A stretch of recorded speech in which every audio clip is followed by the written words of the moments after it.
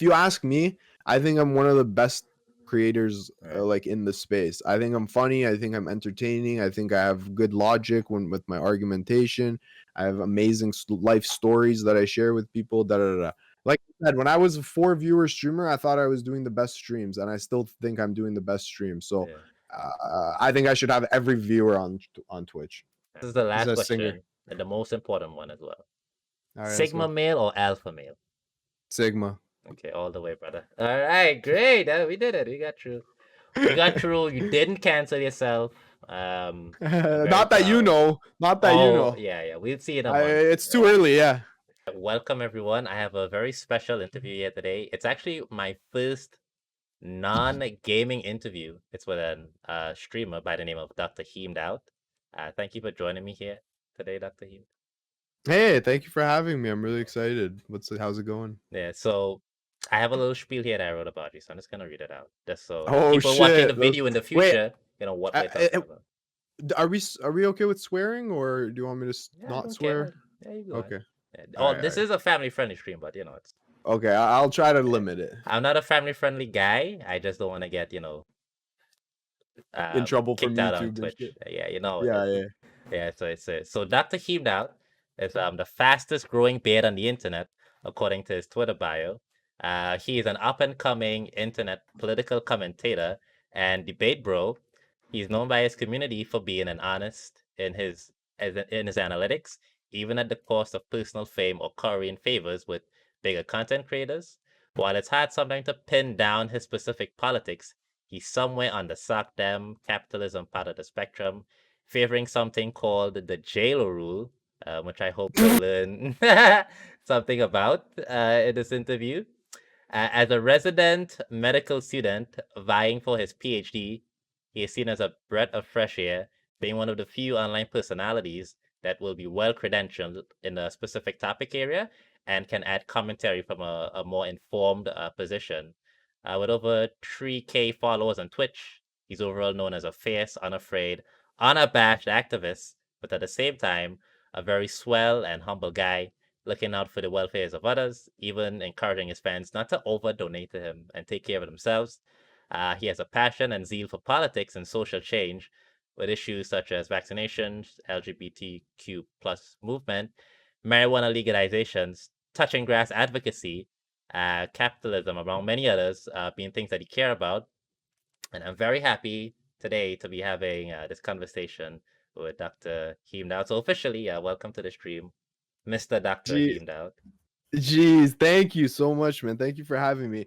That was amazing. I'm gonna play that on repeat over and over again. I will say though, I have to always clarify. I'm not actually gonna be an MD, so I'm getting my PhD in physics, but it's specialized in cancer therapy. Yeah. I mean, for us normies, it's all you do like I just high level I stuff. just I don't like even to want to think clarify, about, but that's good. Thank you for the clarification. Yeah. All everything right. else was true. Yeah. So this is supposed to be a very chill interview. Nothing too spicy. You shouldn't be getting canceled after this, hopefully. Yeah, and the real purpose is like in 10 years, people want to be like, I wonder what Dr. Heemed out was like, in 2021. They'll be able to pull this interview up and sort of get a snapshot of the man in the moment. So that's sort of like where I'm taking this in this direction. So I have a long list of like topics here, and I want to thank. I spoke to some of your fans as I mentioned earlier. William of Orange, Pussy Boy, Revolt Rise, Alley Cat, that be Carol Baskin, among others. So I want to thank everyone who kind of spoke with me and give me some context for speaking with you. So I'm gonna get right in. I want to start with a bit about your career. But what are you politically? Like when I spoke to some of your fans, they weren't always like in a full understanding of like what you actually are. And I know sometimes it's tough to say what you are because it could be a bit tricky online. But how do you describe yourself politically? So I would say that I'm when it comes to social stuff, I'm like extremely progressive. When it comes to like LGBTQ rights or women's rights or I consider myself a feminist and looking for equality between men and women. All of these things I would push myself probably to the edge as far as that goes. But in terms of like economic stuff, I would Yeah. probably be slightly right of like what people consider socialist. So I still I still understand like basic economics and the importance of, you know, how the world runs on the profit motive, and I have a hard time like seeing the alternative world. So I like to ask Right. my callers, like, okay, if you think that this system's gonna work, explain to me how it's gonna work. So I'll push and I'll prod and I'll poke, and I'll see if like people have the answers. But in general, like I understand that, you know, capitalism has its issues, Right. but I'm not like a scrap capitalism and throw it in the garbage guy. Okay. And you know, so yeah, so you see, I think progressive is probably like the best Yeah, I description like of you, which is progressive a sort of a lot. catch-all term, Yeah, I like progressive. I don't like to use leftist because right? leftist implies like socialist, you know, and whatever. So I like progressive because I think it encapsulates my, you know, I want to tax people, rich people more and corporations more and these kind of things, while at the same time, you know, also speaking towards the social issues as well. Okay, and so like what sort of like from your political lens, what sort of like changes are you looking to see in the world? Just like very broadly, Yeah, for sure. I think broadly, I think if we're talking about my country, I have prescriptions. If we're talking about the world, I want to see like the poorest countries in the world raise their standard of living through global trade. And I think that like the more countries remain closed off from each other, the slower we can progress towards a better world. So in general, I like to preach for things like immigration. These are very important to me. And then more generally, like, you know, equality, pushing for just trying to do the best we can with the framework we have, like trying to get people health care, and also like you know, education is a very big one for me as well. So just basically trying to improve right? things uh within the current toolbox that we have at our hands. Okay.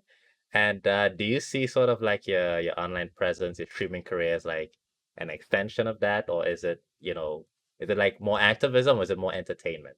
No, I think honestly it's neither. I think I mean, obviously I like to do the entertainment part, but Right. the reason that I got into it most more than anything was to vent.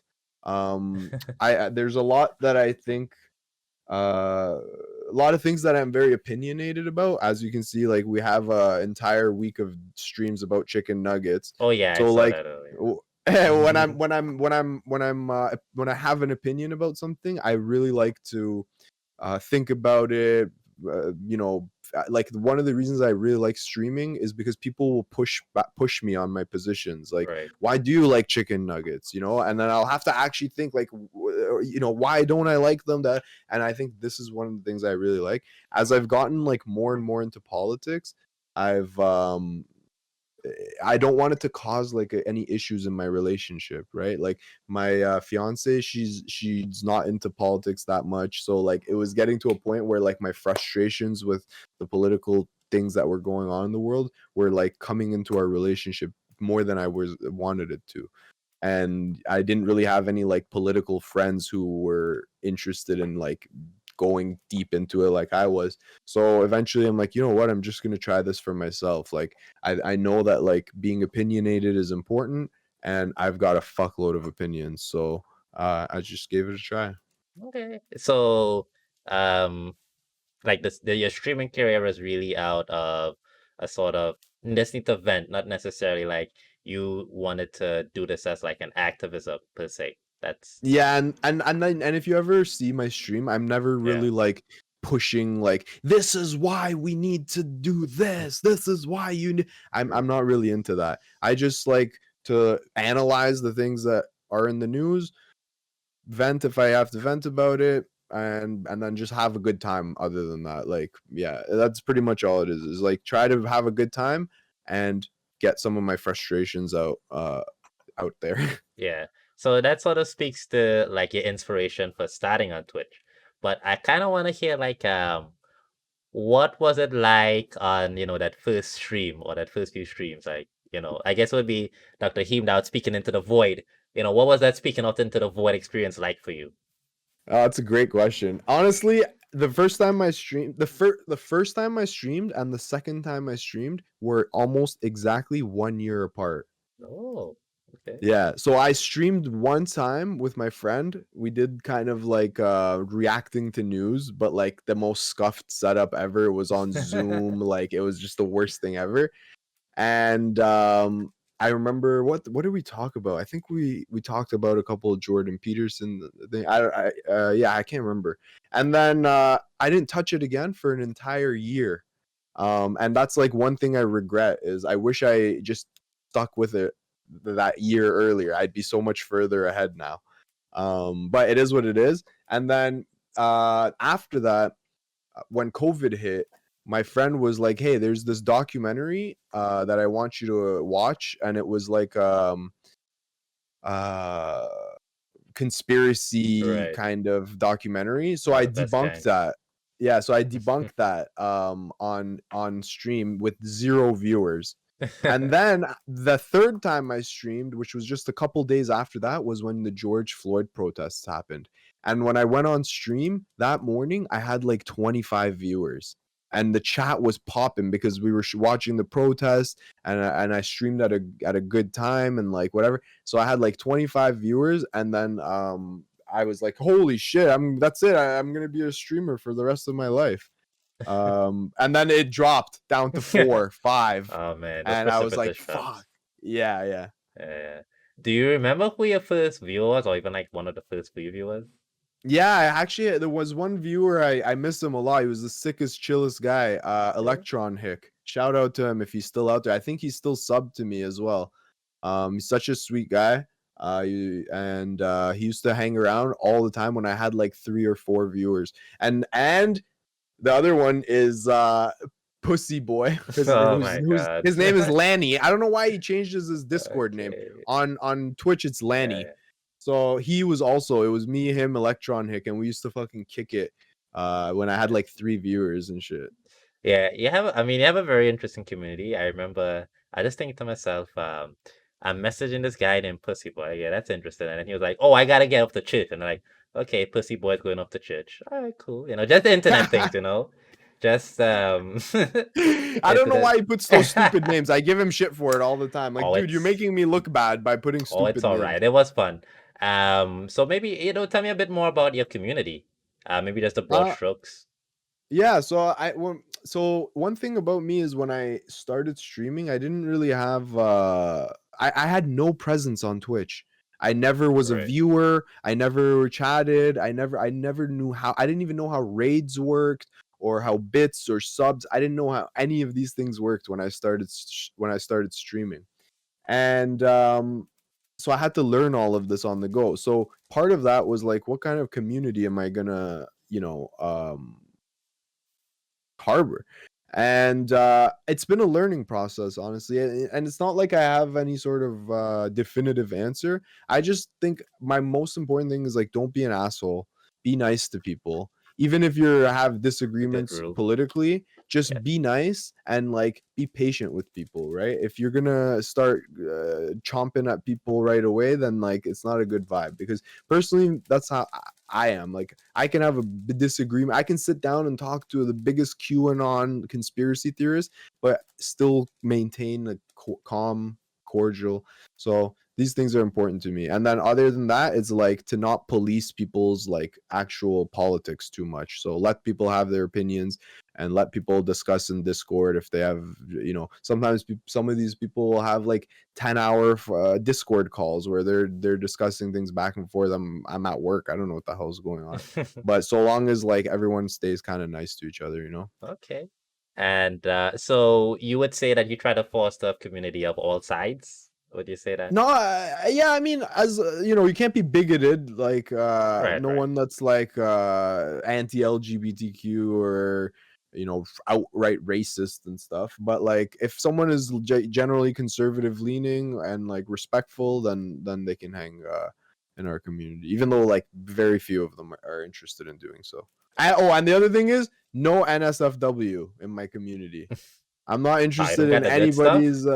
Sorry. You don't got the good stuff in there, man. No, you can't Oh. find the good stuff in my Discord. I'm not interested in it. So that's a hard rule Okay. as well. Okay, no problem.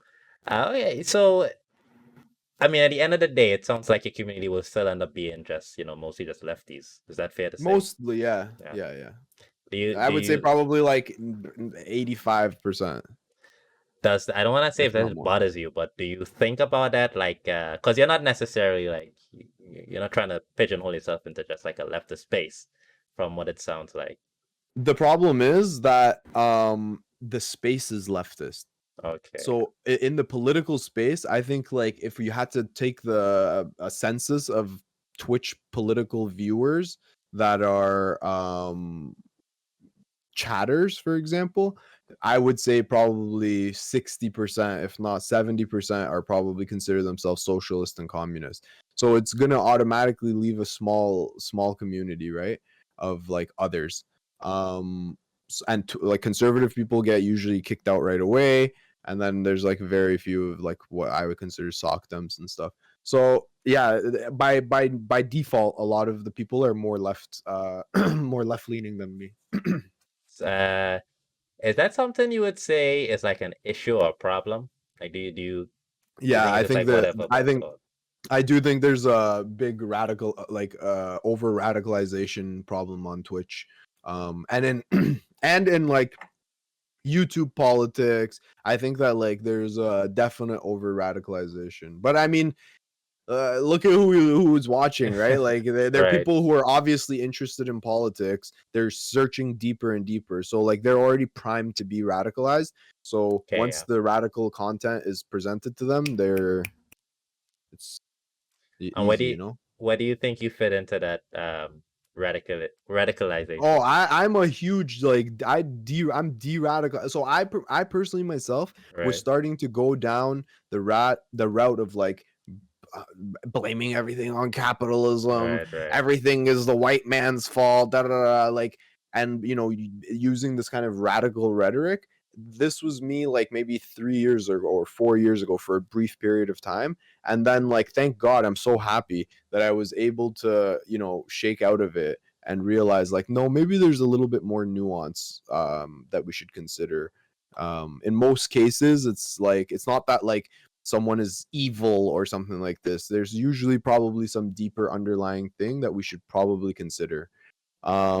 And yeah, so and I think that like that's one of the things I try to do here is like all of my I just try to explain to my left-leaning viewers like listen, Yeah. it's just look at the other side maybe or something like this, you know what I mean? Okay. So yeah. And I should have asked, how long actually have you been streaming? I started so my that second stream that I told you that was after Yeah. 1 year. That was when George Floyd thing happened. That was in May of 2020. Oh, So it's not it's too been long ago. just over a year now. Right. Where do you see like your overall internet career going?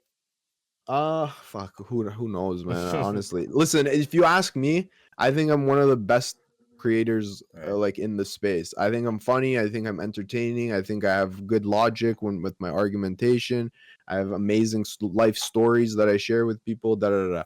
All of this is how I feel. But I felt like this when I had 4 viewers. I had 4 viewers, and I would be like upset that other people have more viewers than me and honest to God I still feel this way. I think I should have fucking 1,000 viewers. And hopefully I'll just if I keep telling myself like just stay true to who you are, Right. do your thing, and it is what it is, Yeah. I I mean, can't yeah. predict it. It's hard to tell. Yeah, no, I mean I'm giving envy it two is years though. I'm giving it 2 more years. 2 more years. For my PhD to end. Once my PhD ends, I have to make a decision about like if I'm gonna go have a legitimate career, like as a professor, or if I'm gonna go do a residency at the hospital. So I have to make that decision in 2 years. But until then, and I have a very like rigid Right. schedule. I know exactly I have to go to the office from 9 to 5. So I know I have this like opening. So Yeah. is it that you have to see your online career kind of take off in a specific way, else you're just gonna go full hard into the medical. Is that what you mean Yeah, by you have 2 years? I mean, yeah, I probably, yeah, like, because so like in my personal life, like we want to, obviously my fiance and I, we want to get married and have a kid. Right. But we know like that's not gonna happen for at least 2 more years. So this is like kind of an experiment. We keep it going for 2 years, see what happens, and then maybe I'll do it on the side if anything. But like this is my this is right now. It's like I'm very focused on it right now. Okay, okay. Yeah.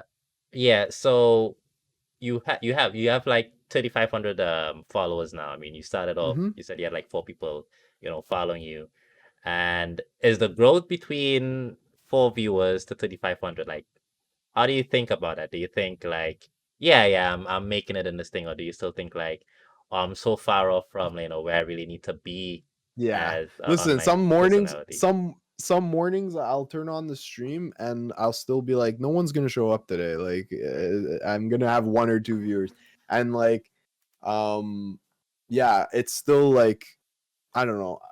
It's look, right now I have like what 36 viewers. It's showing, right. It's not like I'm sitting at like hundreds. Now I have had times where I've gone up Yeah. to hundreds, but it takes time. It's a slow thing. Like I thought like, oh, like last weekend I talked with Vosh. That's it. Now I've made it. Like I'm on a video on Vosh's channel with uh 80,000, 100,000 views by now. But like it doesn't necessarily translate like that. It's Right, yeah. it's a slower translation. You got to really stick with it. Yeah, I mean, as a streamer myself, like, could totally empathize. Hmm. The journey is a strange one. Like, if I could just talk about myself for a second. Yeah, please. Yeah, I remember, I was like 6 months ago, I was at, I think, like 450 followers. And I Hmm. was between 400 and 500 for like 5 months. And I was like, okay, like this is starting to get a bit like, tiring now. And I think my content's all right. I don't think I'm like the best streamer out there, but like, I was like, I want to see some more growth. It's pretty hard to sort of like do this type of, I don't know, I guess I could call it work. It's And, exhausting. yeah, it is very exhausting. And And you gotta also like think about like multiple different like avenues. You can't just yeah, like yeah. get focused on one growth way. You got to do this one, that one, this all at the same time, while like all of them aren't working. Yeah, it's so annoying. I know you do the YouTube stuff, and Yeah. I watch your videos. I don't tune in for streams. I can't do like I guess my life isn't really set up to spend a few hours on streams. So Fair I enough. just I see like when a video hits and it's got like a good thumbnail, I'm like, oh yeah, I'm watching this. Good, Yeah, yeah. so I'm one of your YouTube viewers, by the way. I follow you on Cute, YouTube. man. Thank you. Yeah. Thank So, you. so I know that's a platform you've been building up. And yeah, I know you. I don't know if you've spoken about it, but you're not really hitting like the big numbers on YouTube. But how do you feel about having to grow a whole separate platform, and editing videos is a whole thing. You edit your own videos, right? So the YouTube thing is interesting as well. So I just hired an editor actually. Oh, nice. So I'm hands off now. But before that, I was editing my own videos. We could even pull up my views over time. You can see it was literally dead, dead, dead, dead, dead, dead, dead, dead, dead. I'd get like 50 views, Right. 40 views. It was dead. And then I had one video that went kind of like viral, quote unquote, in the space. Okay.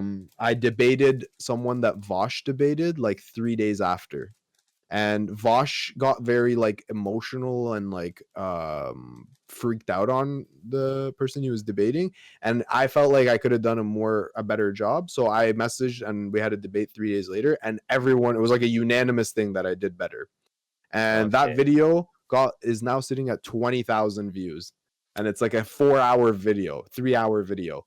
So like that one video alone got me all my metrics. It got me enough followers. It got, because you need to monetize on YouTube is a lot Right. harder. You need to get 1,000 subscribers and 1,000 hours of watch time. So that one video alone just instantly got all my metrics to monetization, and now I'm like monetized, so I have ads on my videos and I can get super chats when I live stream over there and stuff like that. But even that is still a shit show. Like, I posted a video today that I think got like 100 views. I posted a video 3 days ago that got 1,000 views. It literally makes no sense. I haven't figured it out yet, but I'm trying, Right. and it's frustrating, man. It's really frustrating. Like, you put out a video that you think is like banger, and then and it all depends on like how it does in the first 1 hour. If it doesn't do well in the first hour, it's doomed. And so there's a lot of like you got to play it a lot, Yeah, you and gotta play the game. it's really frustrating. But you see, shout out to Shark 300 30. I always forget 300. You should reach out to him and see if you can interview him. He was at the same level of subs that I was not that long ago, Right. like 2,000, 5,000. Bro, he's at 40,000 now, and his videos are exploding. And he's figured out the algorithm.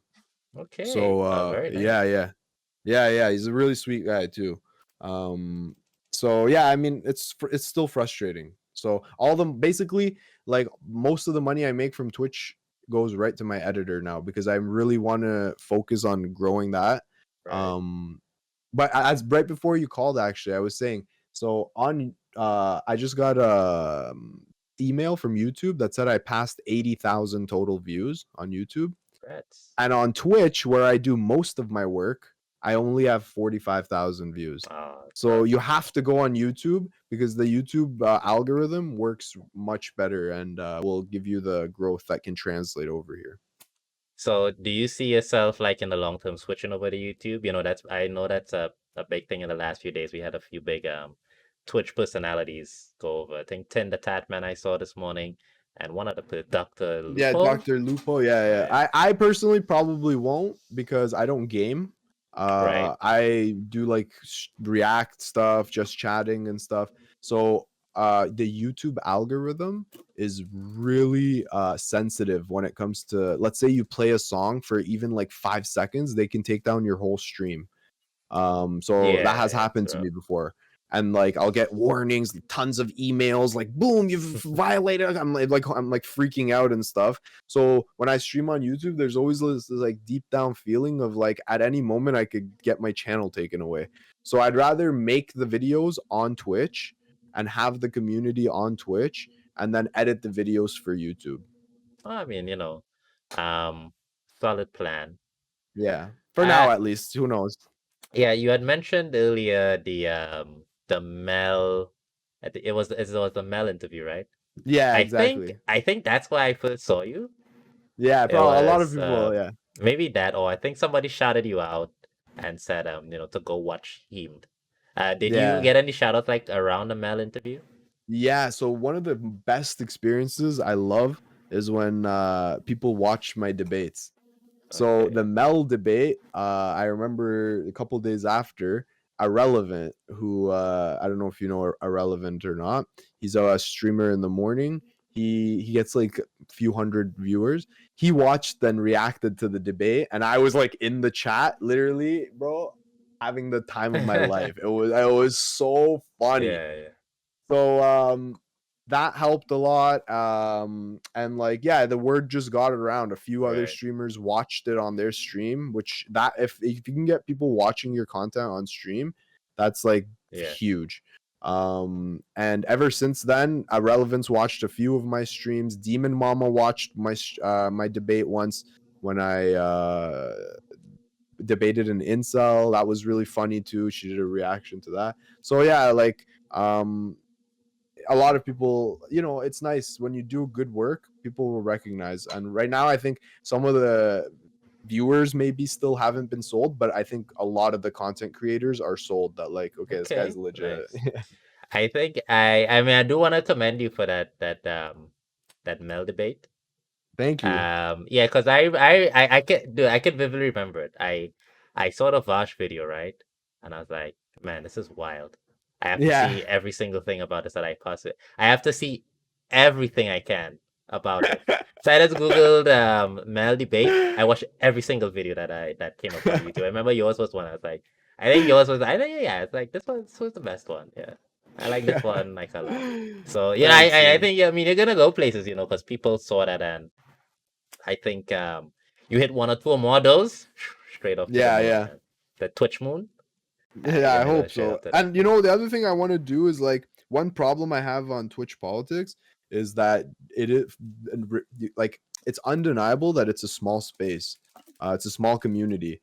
And recently I've been trying to, network outside of the political sphere and Right. try to meet some like just chatting or just anybody, anybody who's chill or whatever.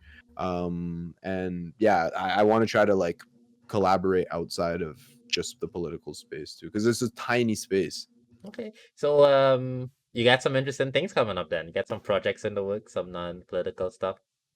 Not yet. Okay, okay. But you're Not too working many towards yet. it. You're working Yeah, towards it. yeah, I'm working towards it for sure. Okay, yeah. All right. I want to ask you about general toxicity problems on Twitch, maybe anything you've experienced yourself personally. um like there's a lot of it, like a lot. Listen, a lot of Twitch is just high school. um I don't know if it's because some of the Right. people are really young. I'm almost 30 years old. I didn't even go to my high school prom because I'm not into that shit. I'm not into high school drama. I wasn't back then. I'm still not now. So yeah, there is toxicity. I try my best, despite the fact that some people will call me a toxic person, obviously.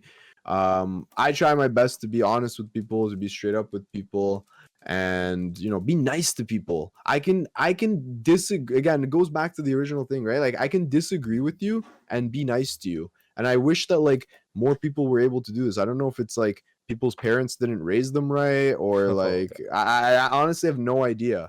But I that's how I try to conduct myself. I can go into a conservative streamers or socialist streamers chats and be nice and respectful even though I disagree with them.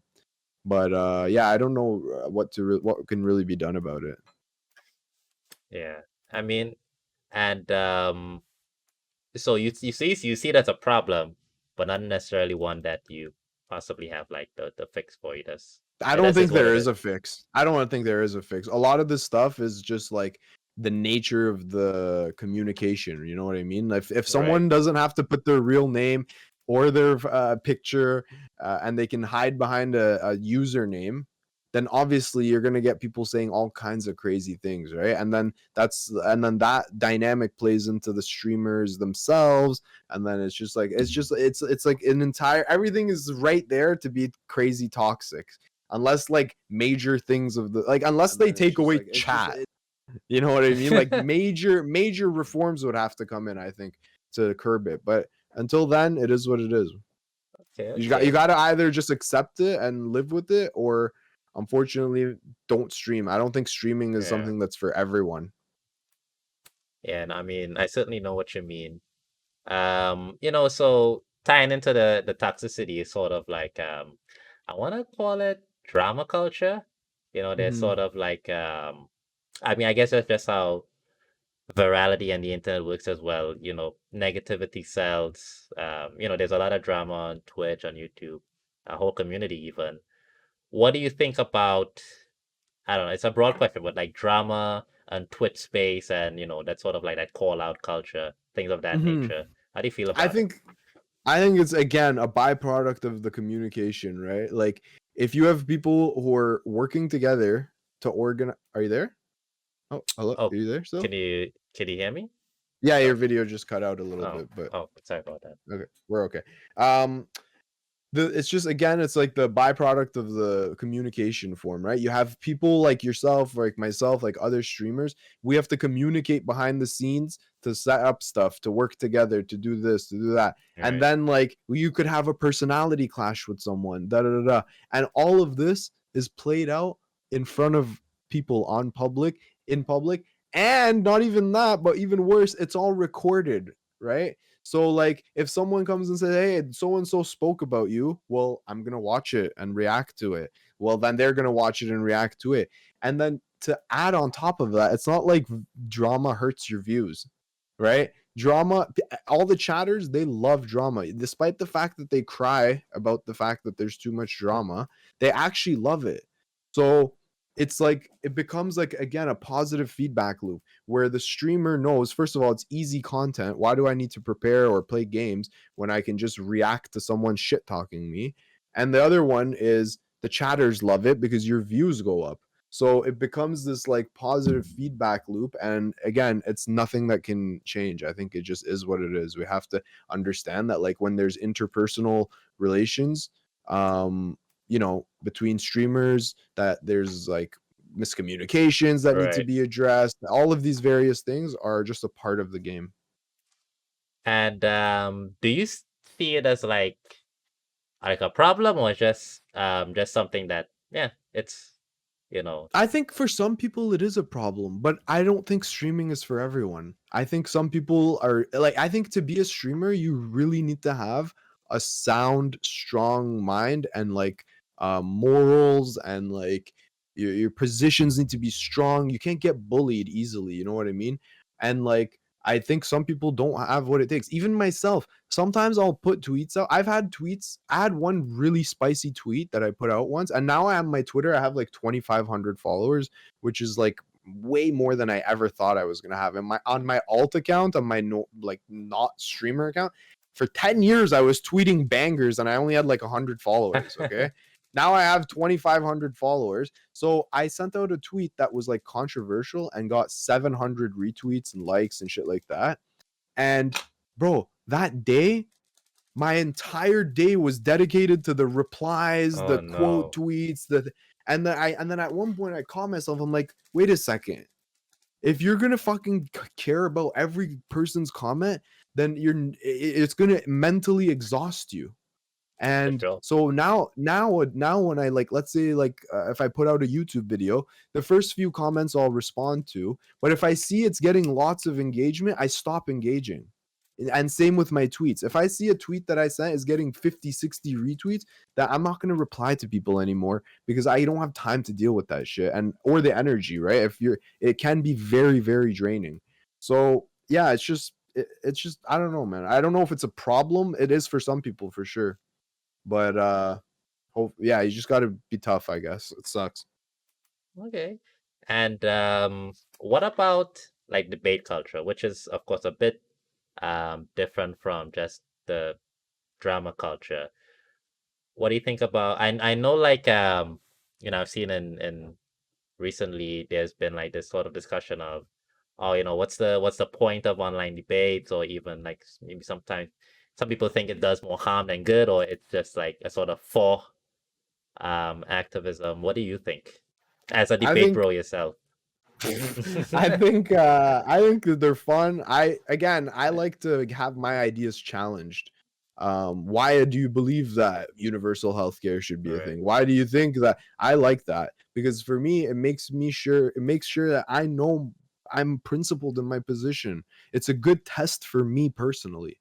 And on top of that, I think that, like, a lot of these discussions, like, it's not so much to change people's minds, it's more to, like, give you the tools so that you can defend your positions going forward, in any situation, right? A lot of the things that, I've learned from debates myself. Uh-huh. And over time it can, like, again, because it gets you to question your beliefs, that's how you actually change people's minds, right? It's you Yeah. question today, you question tomorrow, you question the next day, you start looking for answers the day after that, and then the day after that, wow, I actually changed my position, and you might not even ever connect it to that debate. And on top of that, they're entertaining as fuck. I think uh yeah, I think they're really entertaining, and they're a positive thing. And the funny thing is, again, it's like the drama. Everybody loves them. Even the Yeah, people who hate them love to hate of them. course. So everybody loves them. So do you actually see yourself as a debate bro? I mean, I'm memeing on No, you, but I don't. you don't. I Okay. don't. I don't. I don't. Okay. Okay. I know that, like, I probably get tagged as that because I like to engage with people. But like if I ever have a debate one-on-one with someone, I'm Right. so nice, I'm so patient, respectful. I'm not trying to dunk on people, or like I'll never insult people's intelligence if they make a stupid point or if they mispronounce something. Like I just let all these things roll. If people insult me, I don't even insult them back. So yeah, I don't really care for any of that, but I'm Do sure a you lot of people think I am. I mean, do you actually see these as debates? Because I know like it's not even a question. What's the line between debate and just like having a Conversation. virtual fist fight, or just like Yeah. having a Oh, you're discussion? saying that it's more? I'm saying, do you personally see these as debates? Or is it just like people are just talking and sometimes if it's heated, then we call it a debate. If it's just Yeah, I chill, mean, then it's just like they were just talking. when I reach out to people to like see if they're interested, I don't say, hey, do you want to have a debate? I say, hey, do you want to come and have a chat with me? And then I'll be straight up. I'll say, listen, just so you know, I don't agree with your position, but I'm interested in having a chat with someone I disagree with to like figure out why you believe those things. I think looking at them as like debates out and out, unless they're like moderated, Right. it's not probably very healthy way, or at least it's not my style. I know other people it suits them, but I think that like because of my Mel debate and how I handled that, the feedback has been like, dude, this is such a breath of fresh air. You're just asking people genuine questions. You're not trying to be an asshole. You're not trying to make them look bad.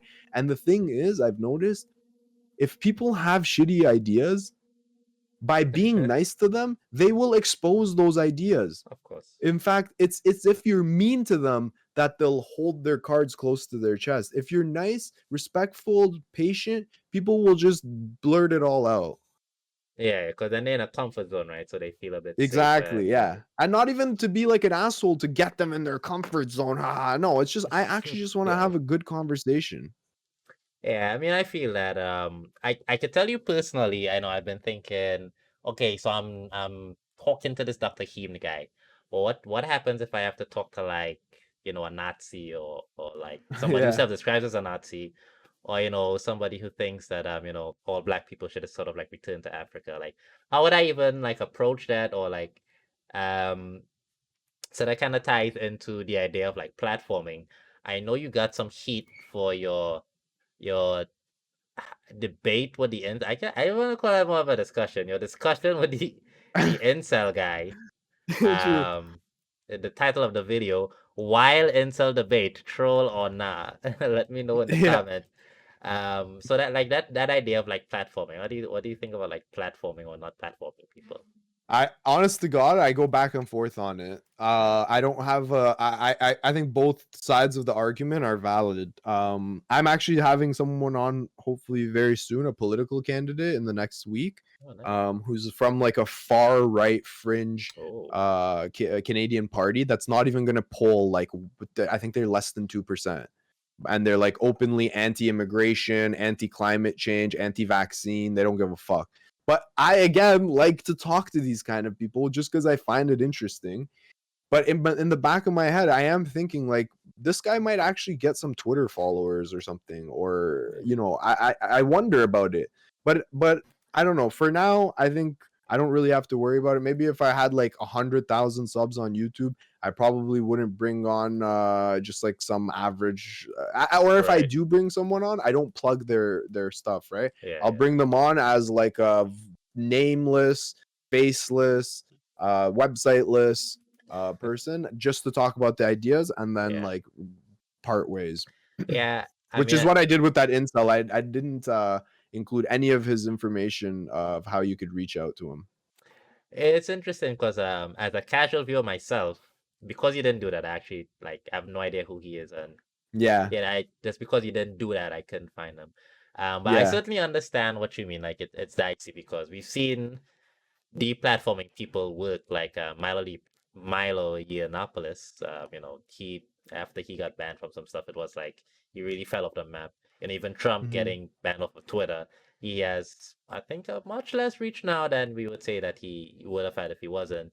But at the same time, there should be like an open atmosphere, allow people to talk, and we have to be careful on how we sort of where we draw the line. Not that there's no line to be drawn, but we always have to be careful Ye- about it. But I want to ask you though.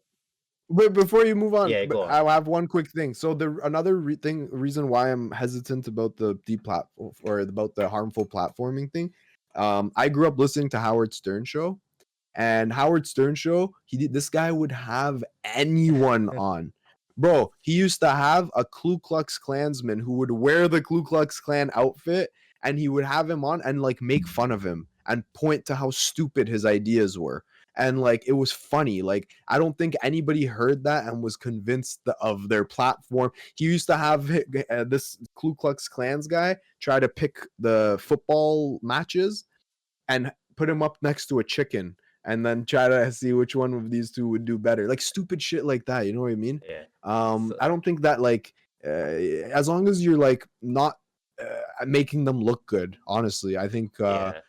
and you have an audience, right? Like I don't think anyone in my audience is going to be convinced by any sort of Nazi talking point or anything like that. So I don't know. Yeah, But I yeah, mean that's it's my I guess that would lead to like the skill of the person the doing the platforming. Like you yeah. could certainly platform somebody, and like I remember like when Ben Shapiro appeared on that BBC was it BBC, that British guy's interview Yeah, yeah. program, totally eviscerated. Yeah, But yeah, then yeah. Ben Shapiro When he took was like, "You're a liberal," and the guy's like, "You don't even know anything about me," yeah, and he's actually conservative. yeah. And then Yeah, Ben Shapiro talks to like a high school student, and he ended up looking good in that clip because he can run the laps around it they pretty don't soon. know. Yeah, exactly, Yeah. 100%. But I did want to. Okay, you bring on this right wing political guy next week. Mhm. For some reason, however the interview goes, he ends up getting a very good looking clip for himself. You don't upload it because you're like, oh fuck, I don't like how this looks. But he uploaded, Okay, and he gets like a okay, billion views on YouTube, and then like okay. he's now a political like rock star. Just because of the way of the world, that clip just goes Yeah, ahead. yeah. Clipped How do him. you feel after that? And then I would feel hypothetical. shitty. I would Uh, feel shitty, dude. I never even thought about that before. I never considered that. I mean, it's not like what will most likely happen, but there's always that No, I know 1%. you're right. You're right. It's a possibility. I Yeah, honest to God, I never thought about it. I would probably feel pretty shitty. yeah, I so one thing I try to do is I choose my words carefully, right? I'm not right. I'm very careful when I'm streaming to like not get clip chimped. And so I when I ask questions or in the middle of a conversation, I'll try to be very clear and not let people kind of get those moments on me, I guess. It's Yeah. kind of hard. Well, I mean, just channel it in how it's done, and you should be fine. Yeah. I believe in you. Don't worry. So let me ask you something though.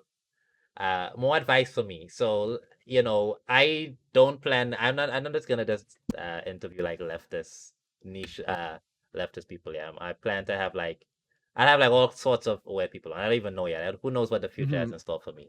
For sure. What is your advice to me to sort of navigate? Well, first of all, there is and I saw Destiny. I watched a Destiny video a few days ago. He was coaching someone who was gonna have a discussion with Lauren Oh, Southern. book smarts. Yeah, Yeah, book book smart, smarts. right? And I only saw like a few minutes, but the tone of it was okay. I'm gonna have this Lauren Southern person who I don't actually personally know too much about, but he was saying I'm gonna get backlash. And Mhm. how do I navigate this? And actually, I saw on Twitter afterwards, like he was getting the backlash that they were He envisioning that he did. was He getting. did get a lot of. I know exactly what you're talking about. He Yeah, got ripped. give me some advice. Like, how do I navigate? How do we, us people, Twitch people talking to, Listen, yeah, someone actually had a tweet. My streamer friend Aiko. She was like, right now it's so hard to know where to stand to not get like blood and guts spilled all over you. And then I responded, I'm like, you're going to get blood and guts spilled all over you no matter where you stand. So just stand wherever you're comfortable because right, it doesn't matter.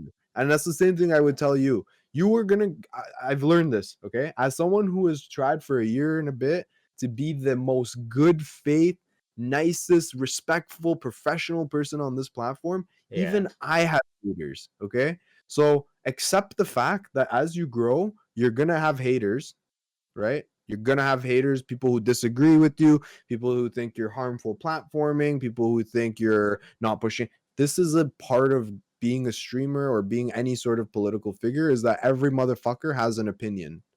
So you just have to like condition yourself to like care less and less, if that makes sense, right? Yeah. Take the good comments, appreciate them, and then just, take the bad comments and say, well, that balances out that good comment, and just stay true to who you are. And if you think that you're doing good work, if you think you're honest, if you can put your head on the pillow at night, fuck it. I Fuck everybody agree. else. Yeah, I mean that's good inspirational words for I think anybody who is thinking about getting into this whole online personality space. So that Mhm. leads me into another question. Like, who are your like inspirations in streaming, interviewing, content creation? I have a few. So, when it comes to the political space, I really like Destiny. I like Vosh. Right. I used to like Kyle Kalinske a lot. I don't know if you know him. Yeah, I know. He's a YouTuber. Yeah, I like his like chill like attitude. He swears and stuff. He's chill. And when it comes to outside of political world, I think Ludwig does some of the sickest streams. He is so creative and such a good entertainer, and I try to watch his streams and pick up from that. But other than that, uh, Howard Stern. Howard Stern again. A lot of the things I do on my stream were Yeah. inspired by Howard Stern. Just the way Okay. he explains, story tells, the way he, like for example, I'll tell my chatters right now. Sometimes I'll have callers call in, and then if they're being annoying or if they're pissing me off, like whatever, I'll hang up on them. I'll just like mid call hang up on them. Okay, Right. that's something that Howard Stern did all the time, and I thought it was hilarious when he would just hang up on people mid call. So like, just you pick up on things as you grow on, as you go on in life. But yeah, I'm too old to have like big idols and shit like that. Right, right. Okay, understood. When I was talking to like your fans, or I don't know, community man, I don't know if they would want to be referred to as fans. Um, somebody mentioned that you had told them, like you had kind of scolded them for donating too much for you in a particular month. This sort of, so they were just sort of saying, you look out for people and you care about um they're not forming any sort of like parasocial bond. I kind of wanted to ask you like what have you seen in terms of like parasocial relationships between you and your community? I think that's such a good question. That's so tough, man, because like I don't even know how to answer that. I haven't really given it that much thought. Like some of these some of the people in my community are obviously like my communities, and so I'm sure yours too, are small enough that like some of these people on a pretty personal level. Like I know uh things about these people's lives or and shit like that, especially the people that are in the Discord. In Discord Yeah, you really get to know people, and that's inevitable. Like obviously that's the case, but as I think that like, so you're gonna have your close inner circle of people, your mods or your initial viewers or whatever like that. But like, eventually, I think when it gets too big, like you have to distance yourself a little bit. And this is something that like, I don't know, it would be a good problem, I guess, from my perspective. And I think from the viewers' perspective too. I don't think it's fair on the viewers to if I'm huge, if I have hundreds of viewers or thousands of viewers, that I put that kind of burden on my viewers. I think it's fair at that point for me to step back and say, okay, now you guys enjoy the community amongst yourselves, right.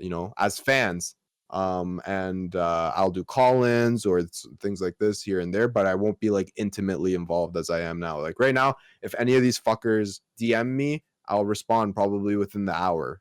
But yeah, I don't think it's fair on them if I grow that I put that kind of expectation on myself for them. Yeah.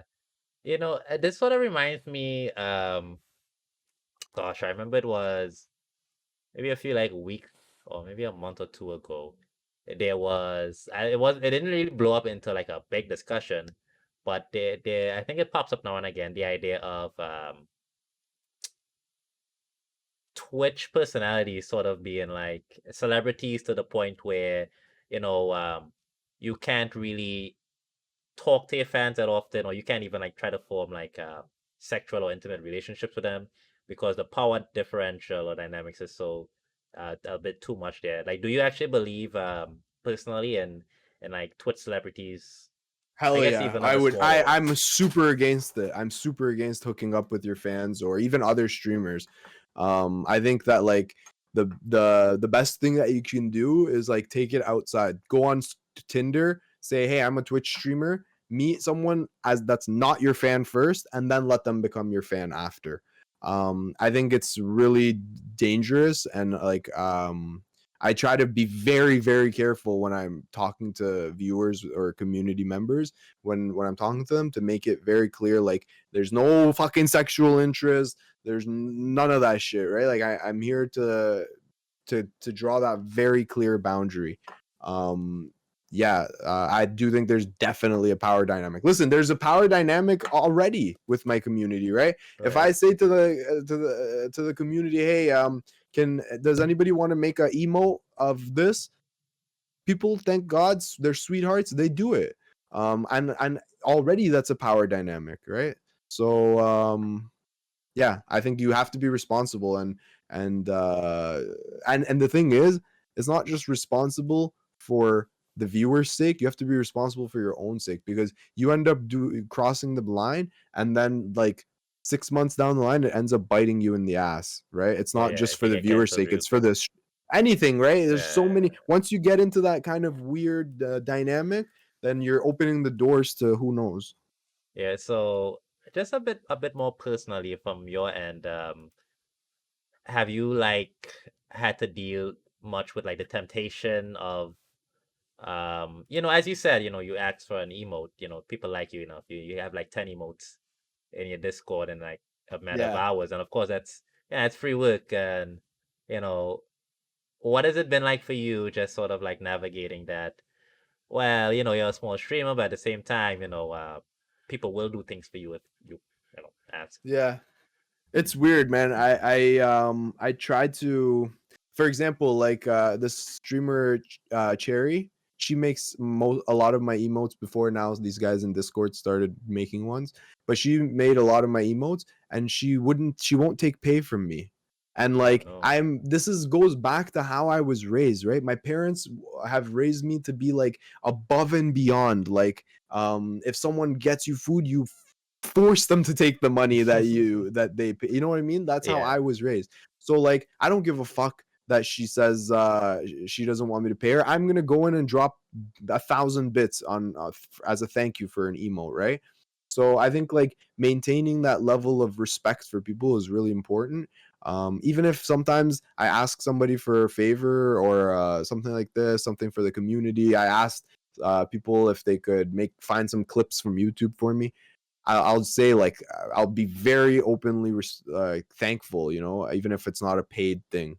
And then besides that, I try to do everything myself because I don't have the money to pay people yet. So like the editing, for example, right? A lot of people ask me like, "Hey, do you want me to edit for you, whatever?" But like it took me so long until I was like, "Okay, fine, I need to get an editor now." Before that, I was just too like I didn't wasn't making enough to pay people, and I didn't feel good to ask people right, right. to do it for free. Yeah, so I mean, it sounds like you're really just trying to navigate into it, I guess doing the right thing, which was, in the intro of my spiel that I did on you, that was one of the things that the community noted that, you're a humble guy trying to do the right thing. So would you say that well, I'm I trying, guess bro. I'm I guess trying. it sounds weird when you put it like that, like it's like a I'm movie, trying. right? You make Yeah. it sound like a movie. But no, no. Would you say that that's sort of like a part and parcel of your online persona? Honestly, like anyone in my chat who knows me in real life knows that I'm the same person off stream. I Right. go above and beyond for people. I think like I was blessed to have incredible parenting, Mm-hmm. and honest to God, I give everything to my parents, man. My parents raised me so well ever since I've been a little like fucking in my teens, I've known how to talk to people, how to be respectful, how to gauge situations, how to read situations. All of these things I really think I'm like an expert in. And it fucking translates into every aspect of your life, whether it's professionally, personally, all of these things. Like, and yeah, it's the default for me. You know, it's not like I have to go out of my way. This is like the default. Everything I do on stream Right. and off stream is literally who I am, and it's the easy thing for me to do. Okay. And so connecting this to something that we so because you mentioned earlier like you struggled for a while just sort of saying no to like working with an editor because you didn't want to like take advantage of people. And also earlier, like in the first like few minutes of the interview, you sort of mentioned, sort of how mentally taxing, doing this sort of work is, especially when you're not seeing returns. What has been the mental health cost for you as a streamer?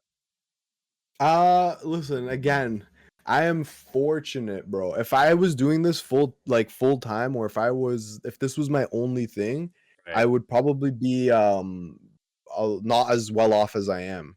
And vice versa with my school and academic career as well, right? If I just only focused on that, I would be like exhausted. Like today I had a shitty day at work. So I came home, I was upset. I was like venting to my fiance about my work, da da da. And now I'm talking to you, and it's a totally different mood. I feel 1,000 times better. So I think having a balance in your life in general is super important. So whether it's like you play sports or whatever, whatever, I think having that balance is really, really nice. And that's what I have. I stream 3 hours a day, and then I go do my work, and then I have an amazing relationship with my fiance. Friday, Saturdays, Sundays, I don't stream. I don't none of that, right? I'm spending time. I go out. I'm a normal guy, you know. I'm not like I don't play video games, right? That's a huge one. So I don't play Right. video games. So I'm not like constantly at my computer, or like I have a very flexible life, I guess. And I think it's good Yeah. to have that kind of balance in many ways. I know. I mean that So that's it hasn't good. been too bad, basically, is Yeah, what I'm that's trying to that's say. good. I mean, I'm very happy for you. Yeah, If I was 20, let me tell you, if I was 20 to years old though, I'd be fucked. I'd be fucked. I Ah, think it's very tough for like oh, someone in their early 20s or teens to handle. It's insane. But because I'm 30 years old now, I've had some life experiences. yeah. I've had different situations. It's fucking fuck all this shit, you know? Man, I'm so glad. I mean I know exactly like if I was doing this in like my early 20s, like How canceled old are like a you? week ago. I'm 29. Oh And we're yeah, pretty yeah. close We're in the age, same right? age. Yeah, we're the Yeah, same but age. if I was like So like, bro, 2021, like no way, bro. yeah, exactly. Yeah. So Never make that's it a out of it. huge part. I can't say it's all me. It's the age Yeah, too. yeah, yeah. The experience definitely goes a long way. Yeah. Yeah, because it's interesting. I remember what was it, like 2 3 months ago, like maybe I had like just found your stream. This was probably like the sixth video I saw, and it was that one where you were like discussing it's sort of like your struggles with streaming and if you wanted to continue. So it did surprise me to hear that you're in such a good place now because I remember vividly like Still have those concerns, to be okay, honest with you. A lot of those underlying problems are still there. Like financially right now, I'm probably like, obviously my stream is doing good at like it's great. It's at its best that it's ever been. But life wise, I'm hurting, man. Like right, I'm it's not fucking great. So all of those concerns are still there, but like the thing is, I firmly believe this. If you think that your content is good and you stick by it and you're consistent and you're just genuine, eventually it'll pay off. And that's the kind of I'm doubling down, tripling down, quadrupling down on that kind of strategy and hoping for right. the best, I guess. Yeah. Okay. I mean that's good. And your stream, yeah, I think your content has been growing, right? I've Yeah, been the seeing you out in content there, is so growing, yeah, but like it's slower than I would have hoped, right? yeah, yeah, Like I said, when I was a 4 viewer streamer, I thought I was doing the best streams, and I still think I'm doing the best streams. So yeah. I think I should have every viewer on Twitch. Okay, yeah. So before I go into the next thing, I just want to point out, like, I look so much sexier on my stream than I do on yours. because I'm using like my old webcam over here, and I got like let my me pull it up. new. All right, No, no, let me it's pull fine, it it's up. fine. I just find it so funny. It's like, it's really, when you peer behind like the screen, it's like this is on your stream. It's like real Gwen Franco, Let me and take a on look. my screen, it's like the fake Hollywood Gwen Franco, with the tons of makeup and stuff. No, you didn't have to take it off, man. I'm just playing around. All um, right. Okay. Okay. I gotta pull you up now. Hold on. Oh, there! Look, there he Yeah. is. Here, I'll show everybody. Like, you see how much different I look on this stream, and then like I know I'm doing Huge like weird difference. things with my arms, and I just went to your stream. I was like, oh fuck it, you can see my arms this whole time, because like it's I so didn't. awkward for me in this tight space. I never know what to do with my arms, but it's fine. And All if I right. want to sneak a little thing on my phone, it's like, oh shit, he's gonna see me text him while I'm not even listening to while he's talking about his life issues. But okay, okay, okay. Anyway, that's enough. That's enough memeing. Um, Oh wait. Your video's a little bit out of sync now. Say something. hello, hello. Oh, okay. We're Is it good. me We're you're good. looking for? Okay, yeah. We're good. I want to go grab some water real quick. Yeah, go ahead. Go do your thing. The I'm next thing. gonna. Yeah, well, we can come back for part 2 if you want. No, I'm just gonna go for like 10, 20 seconds. Yeah. You need Me to go too. to the All right. bathroom or anything? Yeah. Oh Give yeah, me you 20 go. seconds as well. Yeah. All right. I'll be right back. Get the notepad out.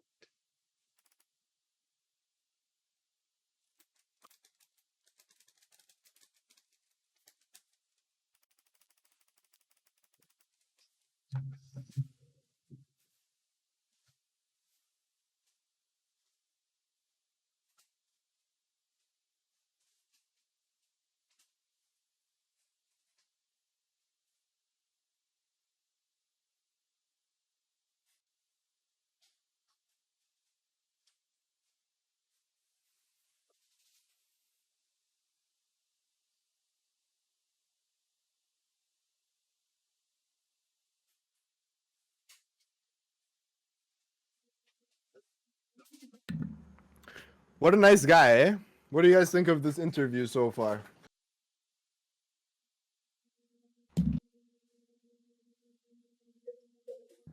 Should I put that as Mike? Should I put that as the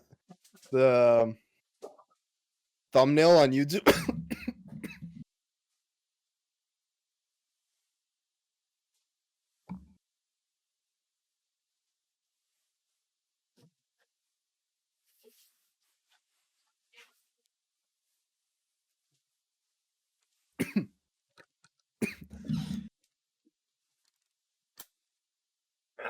Okay, I'm back. You back? Yeah, I'm good. All right, nice. I put up if you could see me, I put up a sign on my stream, the beer bag and water, and then I didn't switch to the scene. So dumb. Anyway. Whoa, you okay there? Yeah, I'm good. I'm good. Okay, you gotta be careful these days. People think you got the Nah, COVID and I'm vaxxed, bro. I'm a vaxxed. nice, very nice. Okay, that's good. That's a good segue into I want to kind of talk about your actual political positions, not just shit talk about, twit stuff. Yeah, so we're hour into the interview with a political streamer, and we're now going to discuss his actual political positions. Um, Starting off, so I asked sort of like your viewers what are some of the things that you care about politically. They told me anti-vaxxing, LGBTQ plus advocacy, capitalism, I guess, like sort of economic stuff. And somebody said like the shopping cart thing, we gotta return the shop, yeah, whatever. And then there's the J-Lo Oh my coefficient god. that we need to also talk about. Touching Okay. grass advocacy, which Yeah, I am a huge advocate of that. and weed legalization. So there's a lot Yep, there, I think. Where there where do we is. start? Whatever you want, you pick. Okay, I think let's start with the anti-vaxxing stuff, because one of the videos, and I watched the title is here, insanely heated 2, 3, 4 versus 1 COVID rhetoric debate with Dark Oh my god. Midnight, Lane Rain Cloud, and others. And may I say, like, one of your worst thumbnails, by the way. Like your One of thumbnail my game. worst what? One of your worst thumbnails, by the way. Your thumbnail game Oh, now. I like it a lot. Other yeah, guys was you can like, see how much it's changed, yeah, huh? like what the hell is this? I don't even anyway. Um, yeah. So we start there. I think somebody pointed this clip to me as, oh God, somebody, gifted. Thank you for gifting the subs, Cassick. Like I'm guessing that's from your community. Yeah, Cassix, yeah. Yeah. I mean, oh Thank God. you, Cassix. Yeah. I seen that. Yeah. Thank you, Cassick. I got a lot of people from your community supporting me now. So Oh, thank you you're very much. lucky. They're Appreciate it. sweethearts. Yeah, Yeah, they're you all get sweet. some nice folks. Also, I think William of Orange earlier donated a sub. Thank you very much, and I Thank you, appreciate it. William. Yeah, so somebody pointed this as the, they said it wasn't one of your better debates. You sort of like lost your cool, and you didn't look as well as you did in the Mel debate, which I know um did wonders for your career. So how do you think? I mean, do you agree that you didn't do as well here? I think so. Let me answer your question in 1 second. Okay. Cassix, thank you so much, bro. Holy shit. Thank you for 5 gifteds. Oh, Thank you, nice. bro. I really appreciate that. 1 second. Let me just give me 1 second. Let's just wait for these alerts to go. Oh, you got alerts over there. Yeah. Yeah. It was just. I turned mine off. I don't know. Should I turn them on? Like to me, it's just so annoying. Like when No, it's I just should like, have turned mine off. You're right to do what you did. You're right to Yeah. do what you did. What was I saying? Oh, did I do well? Was that the question, or how did I feel I did? Yeah. Like how did you personally think you did in that exchange? Listen, I thought if when I watch it back, I still think that, like, despite the fact that I got upset, I did okay. I made my point. I tried my best not to attack people's personality. I tried to. I tried.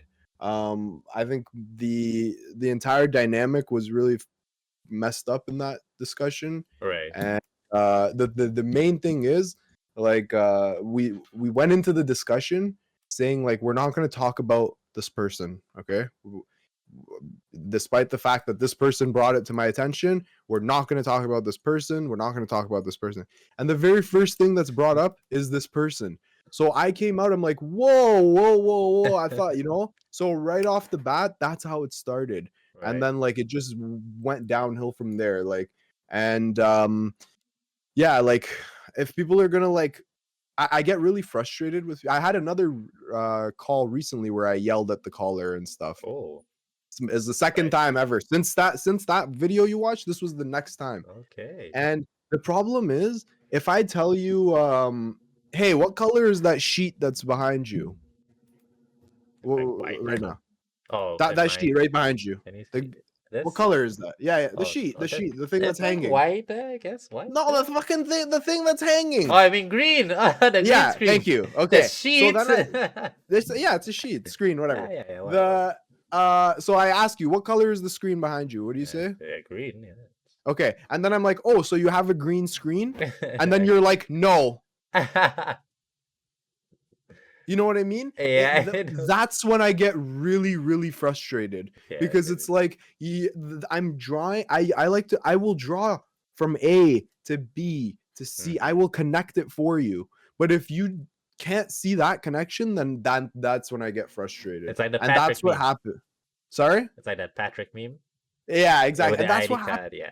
Yeah. Exactly. And that's what happened in that combo, and that's what happened recently with this caller as well. It's like, I try to be very patient and whatever, but if I can see that, like, you're just not being fair, then I get frustrated. So was the recent caller that you just referenced, was that also related to vaccinations? No, that was related to capitalism. Okay. And yeah, it was insane. I ended up yelling at him because he did this thing that I told you, where I would rephrase his own answer to me and he would reject it. Yeah. So going back to the Dark Midnight debate. So that was sort of in line with your stance on vaccination. So if you could just tell, what is your political stance on vaccination? I'm super pro vaccine. I'm pro vaccine passports. I'm pro lockdown mask. I'm pretty authoritarian when it comes to the public health. I'm not like one of these like, oh, freedom above all else. No, public health above freedom. Right. And yeah, so like what good is having freedom if we're all dead? You know what I mean? Yeah. So I'm pretty like hard line, and I like one of the features of my stream is to debunk the various COVID things. Although I got hit with a YouTube strike for medical misinformation just for even talking about it. So now I That could be don't really rough. make YouTube videos about COVID stuff. Okay. And just in like outside of the online community, what are your impressions of like, I suppose I should have asked about Canada. That's where you're from. What do you think about like the Canadian response to, you know, COVID, battling COVID? I think a lot of the world fucked up pretty bad by not Right. taking it seriously right away. That includes China, that includes Canada, that includes the US. At various time points, all of these countries let one another down. But I will say that, like, having said that, compared to some other countries, Canada was a little better. Right. And you know, at least they tried to understand that people are going to have financial struggles during this time, and they tried to do something to help them. Okay. Yeah, I mean, yeah, it's been okay. Yeah. How's Canada It's a been bit, it's been a doing? bit wishy-washy, by the way. I will say, one day, like, I swear to God, okay, we had the new lockdowns came in one day, and they're like, okay, we're shutting down kids parks. Okay, no more kids parks. And then everyone got so mad, and everyone got so much outrage, they reversed it the next day. And I'm like, come on. How can you get bullied out of it? Like, if you thought Right. that closing the parks is the thing to do, close the parks. Who cares what people say? And if it wasn't a good idea, why did you do it in the first place? Yeah. So there has been a little bit of like weird inconsistency like that. But I mean, that's to be expected. Nobody's going to be perfect. Yeah, people want to get reelected as well, you know. Yeah, That's exactly. They're trying to also play part of it. they're playing the political game and the public health game at once. Yeah, we just have to kind of live with that. But okay, if he was to install the DrHeemedOut regime in Canada, you are now the the emperor of Canada. How are you fixing this COVID situation? COVID? Yeah, you're now the emperor of Canada. Oh shit. How do you I stay would our people probably away from this? fuck. The thing is, it's tough to just deal with COVID right now in one country. It's got like, if let's say Canada has 0 cases, Yeah. but America still has COVID. It's not very, so one of the things would have to, if you're asking me just for my personal thing, Yeah. one of the things would have to be closing all the borders. And then the other thing would be I would have vaccine mandates and severe punishments for people who don't get vaccinated. Like, you can't go to, like, you can get food sent to your house and you have to stay inside. You want to Right. not get vaccinated, stay inside your house until the pandemic's over. We'll send you food in a box every week. And yeah, like, So I don't know. not like punishment in terms of like hard time in jail, but more like No, you know, no. You have to let them quarantining. live still. Right, But right. like I would try to coerce them into getting it, I guess. Okay, okay. And yeah, what else? Yeah. I guess that's as much as you could do in a global Yeah, exactly. And marketplace, that would right? take care of it fast. Yeah, yeah, yeah. So I mean, all we need to do really is to get one Twitch streamer from each country, elect them as emperor, and just sort of just sort of let that play Exactly. out, right? And then we'll do a panel Okay. discussion on the Hippy Dippy podcast with Dylan, Yeah. and we can make a decision on Right, how we're gonna deal with right. this. And okay, so how do you feel about like discussing vaccination and anti-vax stuff on Twitch and online? Do you think it's good? Do you think it's healthy? Fuck no. I think it shouldn't be discussed. I Okay. hate that it does get discussed. Again, like I told you, I made a COVID debunking video where I Yeah. used CDC sources, and it got flagged by YouTube for medical misinformation just because I was talking about the topics, right? And at first I was upset, but then I'm like, honestly, if that's what it's gonna take for the misinformation to stop, I'll fucking stop Right. doing it. Like, I don't care. I don't care that much about my free speech that I'm okay with misinformation. There is a lot of misinformation, and it's not just from one side, from all sides. We were literally watching a debate this morning from a left-leaning person who was a anti-vaxxer. Fucking, it was wild. A left-leaning And anti-vaxxer. yeah, That horseshoe theory, man. yep, Horseshoe yep. theory. It was. And so honestly, I understand if they have All to, right. because they don't have enough personnel to watch every single video, Of right? course They not. have to make it automated. Yeah. So if they're flagging keywords to take stuff down, fuck it. Who cares, man? As long as Right. if it has a net benefit, fuck it. Okay. And so how so so I guess this debate with Dark Midnight was your only. This is like your main COVID content on the internet then. No, I have this guy named Big Papa Fascist. Yeah. I debated Oh, him as no, that's well on certainly a COVID. name. Yeah, it is. I was actually really like nervous because of the name, but he was fine. I debated him on all of this stuff, and Right. also Sprouticus as well. We had like a conversation that the first half was about vaccinations and stuff. Yeah. Well, I only saw that Dark Midnight one because that's what your fans pointed me to. So I guess that kind of lends into the whole like. What did you think of it? What did I think? I was entertained. I thought it was like, you guys were It screaming at was each other. entertaining. It's sort of like it was dramatic, so there was an Yeah, entertainment value there. I mean, I'm not gonna be swayed by like a video like that either in either direction. But yeah. I did think, like in hindsight, I guess I have the benefit of looking at it at the end rather than participating in it. But I think it was a bit uncharitable to you because there was like a few people that you had to kind of contend with at the same time. And from experience, I know that's not people should kind of understand that that's a difficult thing to do. One-on-one conversation I already hard loved it. enough. Yeah. I loved it, honestly. Yeah. I loved it. I'm a Yeah. fucking asshole. I can handle myself. I think that's the only time I've seen you like lose your cool and like kind of explode Yeah. on the internet. So it was interesting to Well, see listen. that side of you as well. Yeah, it's because again, I told you, if you do that thing where I clearly explain something to you that I think is like Yeah. very logical and it seems like you're getting it, and then right at the last second you change the position, that's when I lose it. So if anybody ever wants to trigger me, that's how you do it. And when I was talking to your fans, I don't know if they prefer community members or whatever. I don't know, whatever, who cares? Fuck 'em.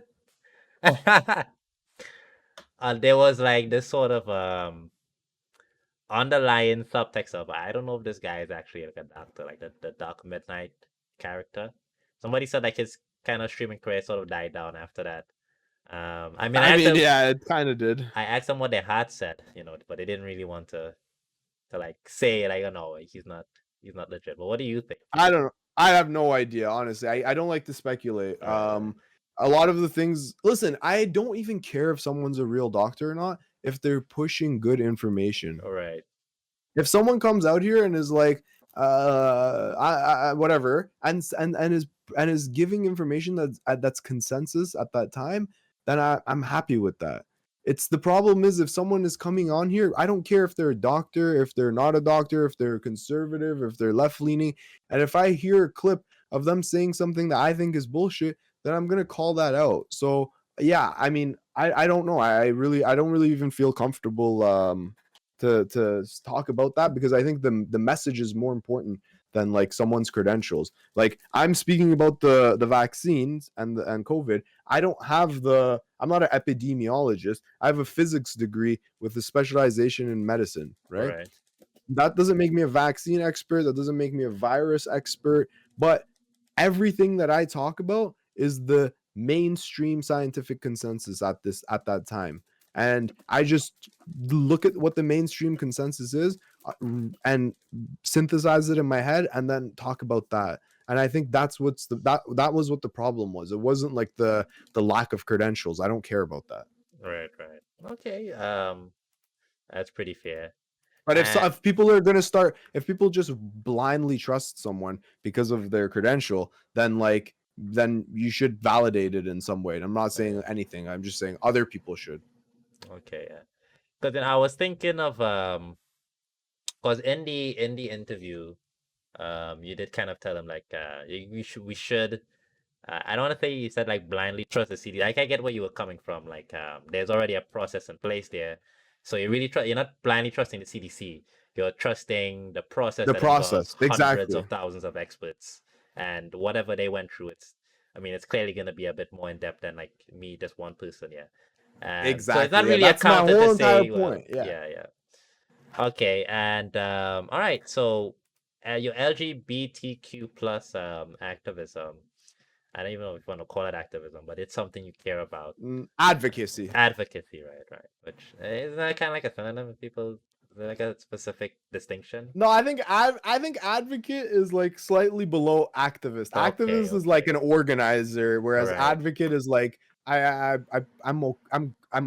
talk about these Yeah, you're things, down with you the know. cause. Okay. Yeah. Okay, but tell me about your LGBTQ plus active advocacy.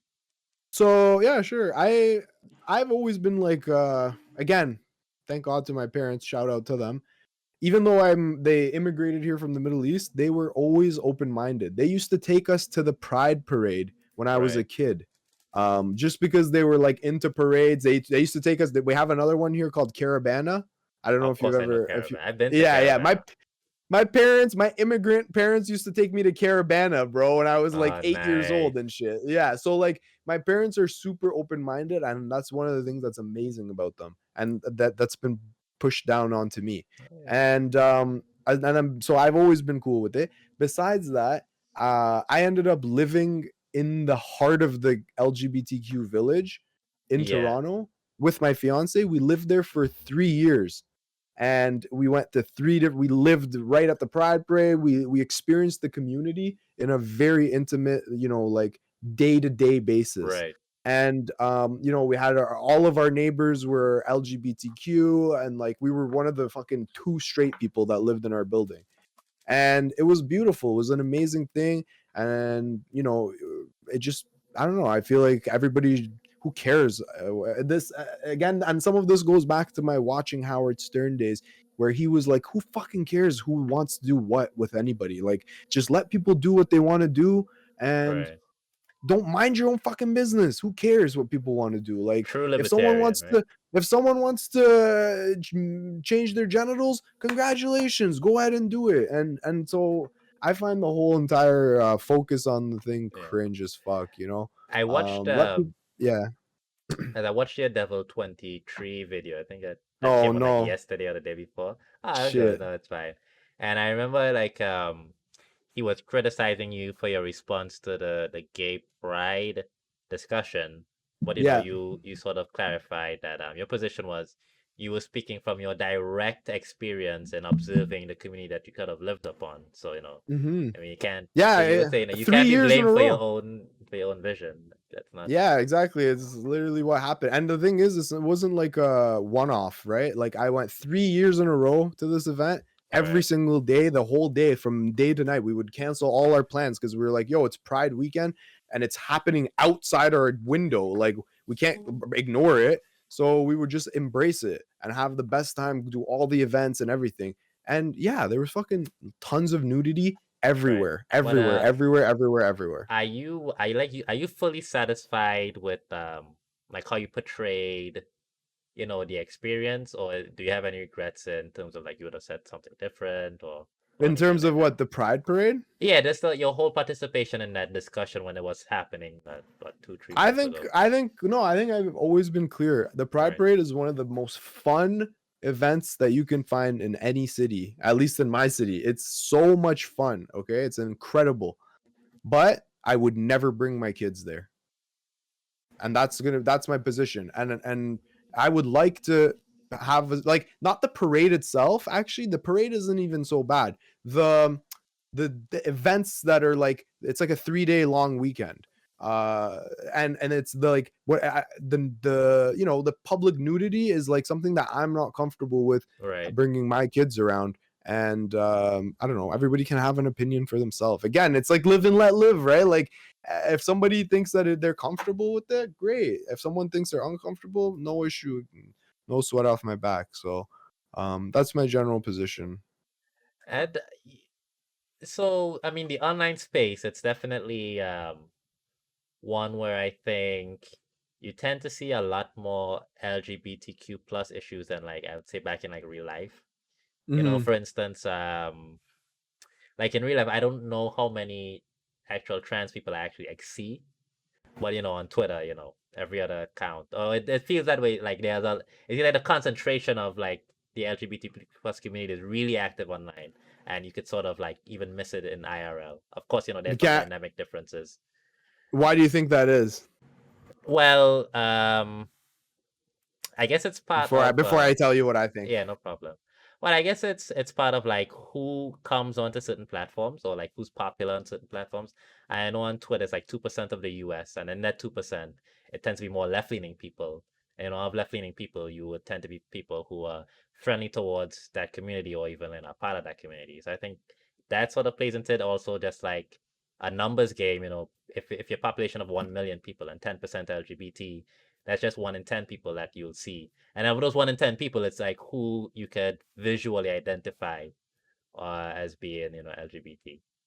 Well, So my that's my long spiel of why I think that is. What's your I'll tell you opinion on why. that? The real reason is because typically, unless you live in a very big city, where are you in the U.S.? Where are you? Oh, Are I'm you in in? Trinidad and Tobago. You're still there, okay. Yeah, yeah. I don't know what the scene is like there, but like I can speak from experience myself. I've lived in the heart. I told you where I lived in Toronto Gay Village, and I've also lived 2 hours outside of Toronto. Now, these are vastly different if you're an LGBTQ member, okay? If you're an LGBTQ person and you're living 2 hours outside of Toronto, you have to live your life in hiding. They're Right. not open or accepting of who you are. And most people will probably either talk shit Yeah. openly or at the very least talk shit aggressively behind your back and make you uncomfortable. So for those people, they have two options. Option one, move to Toronto, move to a big city and live in the gay village. Option two is to try to find a community online. And I think that a lot of it is that people feel more comfortable in an online virtual community of people who share their opinions but might be scattered all over the world than they do in their own community who is not going to accept them for who they are. That's why you see such an overrepresentation. It makes perfect sense to me Yeah, because it does. they That's can fair. find like-minded people that love them and accept them for who they are. Yeah, that's fair. Well, I mean, in Trinidad, where not, I guess we're a very conservative country. It's we don't Yeah. really have left and right leaning politics. We have more like race-based politics, but it's very religiously heavy. Mhm. So we're behind, like I think probably like 10 years on LGBT. It's only like Mhm. in the last like for 5 years now that we actually decriminalize like LGBT sex. If that's Oh wow. yeah, yeah. That's the last thing we did in terms of like our LGBT like Interesting. activism down here. So I think it's not like people necessarily like physically in danger too much. Although I think for trans people, there's been some attacks. Mhm. But yeah, it's just like you said, it's not like coming out as being in that community could have like a lot of consequences for people. It's not even that it has to have the consequences. I think it's just like being not welcome, not loved, Right. if that makes sense, you know? Yeah, yeah. Um It's annoying to yeah. have to like validate the existence, to people. Like sometimes you just want to chill and Yeah, socialize, right? You exactly. don't want to have to be Exactly. Yeah, yeah. You don't yeah, want to have that's to what I fight for your existence every mean. 2 seconds. And Yeah. yeah. So yeah, so it was tying back to what was the original question? I think I was asking about your advocacy online Oh, or something related to that for LGBT you people. asked me about why I think there's LGBTQ people so No, many before in the that, I South. was sort of And asking then you about asked me about you. my LGBTQ Yeah, yeah, your advocacy. Yeah. Yeah, that's it pretty much. I think I covered it generally. That was it. Like I just yeah, I just being let it live and let live, man. I love that. I love that okay. saying so. Now, I do want to ask something. I want to be careful how I ask this. Okay. No, I've seen from other political commentators, even like left-leaning ones, there has been some like critique of the online leftist space in general, but also like the leftist LGBT plus space in terms of like how issues are framed or how activism is done online, or people get like kicked out of the community so fast. Like you say, like one maybe half questionable thing, and the whole of Twitter is like on your case. Mm-hmm. Um, what do you think in terms of like that critique of the leftist and the leftist LGBTQ plus space? Do you see I anybody to that, or you think there's I something to think this? that I think that when it comes to like Twitch especially, one thing that makes this such a beautiful app is that like everyone can make their own community. If you want to have a community of everyone who agrees only with you can do that. If you want to have a community that has diverse opinions, you can do that. If you want to have a community of women only, whatever you want to do, it's your kind of prerogative to do. And I think again, live and let live, right? If Right, someone wants to ban someone from someone's community because they no issues, right? I think it's fuck, if you're gonna start worrying about how other people treat their communities, it's you're gonna be bogged down. But I will say that like sometimes like let's say this is something I worry about, and I haven't really gotten it too bad. Let's say I get into a debate with someone who's trans about something X topic, right? right. And I come off, let's say, harsh. The problem is if that person goes and says this guy's a transphobe, Oh, yeah. and then and that's what I'm worried about, and I hope that like because then it's like what do we do from there? You know what I mean? Like we weren't arguing. Let's say we weren't arguing about trans issues. We're arguing if chicken McNuggets are valid or not. And then all of a sudden, because I was aggressive or because Right. I treated you how I would treat anyone, because I think you should treat everyone the same, then all of a sudden, if I get called a transphobe, then it can become a bit of an issue, I think. But luckily, I haven't had to, Okay. deal with much of that. But you're worried though. I mean it's a worry, yeah, of course, but I think that like if you I think the truth always shines, hopefully. That's good. That's good. You just be good faith, be nice to Yeah. people, and again, you're not ever going to have no haters, okay? Once you get a little bit of something going, Yeah. the haters are on their way. So you know, it is what it is. I mean, I know exactly. It's people are so weird, man. So like, I told you before, like I do uh video game interviews. That's the interviews I started with for Age of Empires. Mhm. And I remember there's this one guy, like, so I post the videos on Facebook, and like anything I post, like he'll have like he finds some reason to like get upset. He'd be like, "Oh, I don't know this person, and this person like is a like top 20 player in the world in the game." I'm like, okay. And then the next thing is like, "Oh, the interview's too long," and I'm like, "Bro, it's like an hour and a half. What is that's." Uh, Did I ask? yeah, and then like these people who like no matter like even I'm like this is inoffensive content. I'm literally asking people about playing the game, like what character do you like in the game? How long have you been playing the game?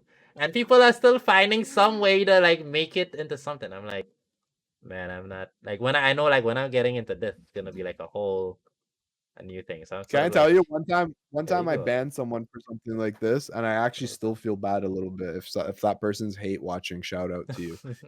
I was ranting about something, but it wasn't even the thing I wanted to talk about. Like I wanted to talk about some issue, but like to lead up to that, I like gave a little bit of pretext about another issue, right. and then like we kind of got derailed into that pretext. And I'm Oh like, no. fuck off. I don't want to talk about that pretext. There's a bigger thing that I want to talk about.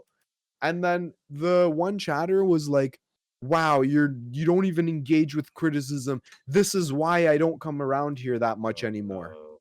And I'm like, no one's fucking forcing you to come here. And then I hit them with a perma ban. And Oh, it was like a semi-regular person in the community. oh wow. And I'm like, listen, if you don't want to watch me, don't watch. But I don't need to hear from you every 2 seconds. And like you said, one time I have a YouTube comment, bro. I swear to God, it's like 3 essays long. One YouTube comment, 3 essays long about how I'm such a horrible person, how I'm so disgusting. Da, da, da. I'm like, what, man? But it is what it is. Yeah, no, 'cause this reminds me because I watched your video on the Devil 23 coverage, and I think like he kind of insinuated that you were like anti-LGBTQ for like your comments. Yeah, because of what I said about Yeah, the kink at Pride. yeah. So you Because kind I of said that insinuated there's that, nudity. Because I said I saw there's nudity, and I don't think that daytime events open in the public should have nudity if you want to have kids come to the event. That was literally my yeah, entire take. uh, But see, that's the danger, is like if I make a take like that and then I'm called anti-LGBT, or like I'm an anti-LGBTQ right. bigot or something. It's like there's what? You know? And what do you think of like just not just the LGBTQ plus community, like the broader leftist sphere? There's the classic critiques. The left eat their own. There's a lot of infighting. They can't really. There's like 1,000 splinter. Oh, Mhm. you're a socialist. Well, I'm a socialist with Chinese characteristics. So I'm a socialist with Chinese characteristics from the 1950s to the 1970s. I'm a Chinese characteristic Fuck from you, this I'm from the one term of 70s, the this one 90s. term of this one specific leader. So like Yeah. what's your broad strokes on like the left? They're doomed. They're doomed. They're doomed. All And right. the more Yeah, time I strong. spend, in these spaces, the more I realize, like, the more this just gets more and more reaffirmed. Like, um, uh, you know, the unfortunately, it is what it is. But listen, like, I still think they serve a good purpose. I think it's good to have people that are like far left, so that they can so that these ideas can be out there, and that they can try to pull like the United States, especially a little bit, a little bit more to the right. Right. Um, sorry, to the left, because they're very like far into the center now, compared for like healthcare, for look, they just banned abortion in Texas after 6 weeks. So like they're still teetering, right? So I think it's good to have these kind of, I'm gonna say, far left people who are advocating for these far left positions, even though I don't agree with them, even though they fight. Do you consider those to be like far left positions, like like Sorry, healthcare, what was your question? Oh, so like, do you consider those what is far left for you? Because Far left is like, get rid of all landlords, get rid of okay, yeah, money, okay, get rid okay, of prisons, get rid of all CEOs are bad. All CEOs do is send emails. I hate that shit. yeah, Yeah. okay. So what like I think you just said you do think that we need leftists to sort of pull things not too far too much to the right, No, right? what I was saying is, I think it's good to have those people, even though I disagree with them on so many things, because Okay, like they contribute to like pulling things to the left a little bit. Even though like sometimes they might eat themselves or splinter or whatever. I think you know, I'm okay with it. Like, it hasn't annoyed me to the point where I think they should be like silenced. silence. Yeah, not Okay, yet. all Wait right, till all I'm right. in charge though. Yeah, and so I sort of want to ask you on like your economic positions. Yeah. Yeah, because when I was talking to some of your viewers, there's a lot of confusion as to what Dr. Heemed actually is politically. They don't Uh, listen. That's why I'm out here talking to myself. okay, so you're clear. They just, they. Yeah, I'm very clear. They just Uh, don't listen. okay, that's Half of them fair. are playing video games while they're watching the stream, anyways, so they're not Oh, even are they paying really? attention. Is that really I that? don't know. I don't know. I Okay. assume so. Okay, for in your own words, like for yourself, well, get okay, economic position, because capitalism and whatnot. You're a capitalist? Uh, yeah, I would say I'm a capitalist with a heavy regulation. I think capitalism on its own is stupid as fuck. It needs to have heavy regulation. There's a lot of things that our society requires that Right. that just pure free trade and capitalism is just not going to answer. Healthcare being one of them. So yeah, I think like you just have to have a mix. Like I don't know why people find it so difficult. People say it would be capitalism, but like if we lived in a socialist world, like if everything was socialist and I advocated for these positions, people would say that, well, I'm a socialist still because I believe in universal healthcare. You know, like it's weird. I think I draw it right down the middle. But I guess Right. because of the nature of Twitch spaces, I'm considered like a full-on capitalist. I mean, how do you feel about that being? I guess your label's sort of like the enemy, right? You're the Yeah, oh, enemy, for so you're the sure, for enemy. sure, for sure, 100%. And even amongst my followers, a lot of them are way to my left. Look at this Chuck right now from it's chatting. Yeah. All he does is cry about capitalism every day. But what are you gonna do? Okay, so real question here. How do you feel about being a dirty capitalist? What does that mean I to you? feel great. I wake up every morning. I brush my teeth with my electric toothbrush, and then I light my joint with a match. I burn some cash. It's Oh, beautiful. oh God. Okay. Nah, All it's right. great. Yeah, yeah, yeah. All It right. is what it is, man. Fuck it. Listen, if there's a better system out there, I'm not married to capitalism. If I just like to help people. If Right. someone can suggest a solution, listen, right now homelessness is a big problem in my city, and I think government housing would help a lot. Now, government housing is not capitalist at all, and I know that this problem probably won't be fixed with capitalism. So I'll take it on the chin. I'll say, listen, in this situation, we need to have government housing. So I'm okay. I'm not married to either of these positions. I just like to solve problems. Okay. That's very nice. So once again, we are making Mr. Dr. Heemedout Emperor of Canada. Go ahead. Somehow the people just let you have it. What are Okay. you doing to the economy to sort of get it more in line with your principles? Immigration. Okay. That's my biggest fucking, especially for Canada. Usually, our biggest problems come from the fact that we have such a small population and such a big land. That's it. So much of our of this nuance of like, oh, is it foreign? How is it foreign buyers taking up our housing? Is it do we need oil or do we need soul? We need people. That's what we need, and we can start there, and then I'll figure the rest out after. You know what? Because well, Canada right now, I think they have like a sort of open policy on immigration, right? Like they're Not sort even of close.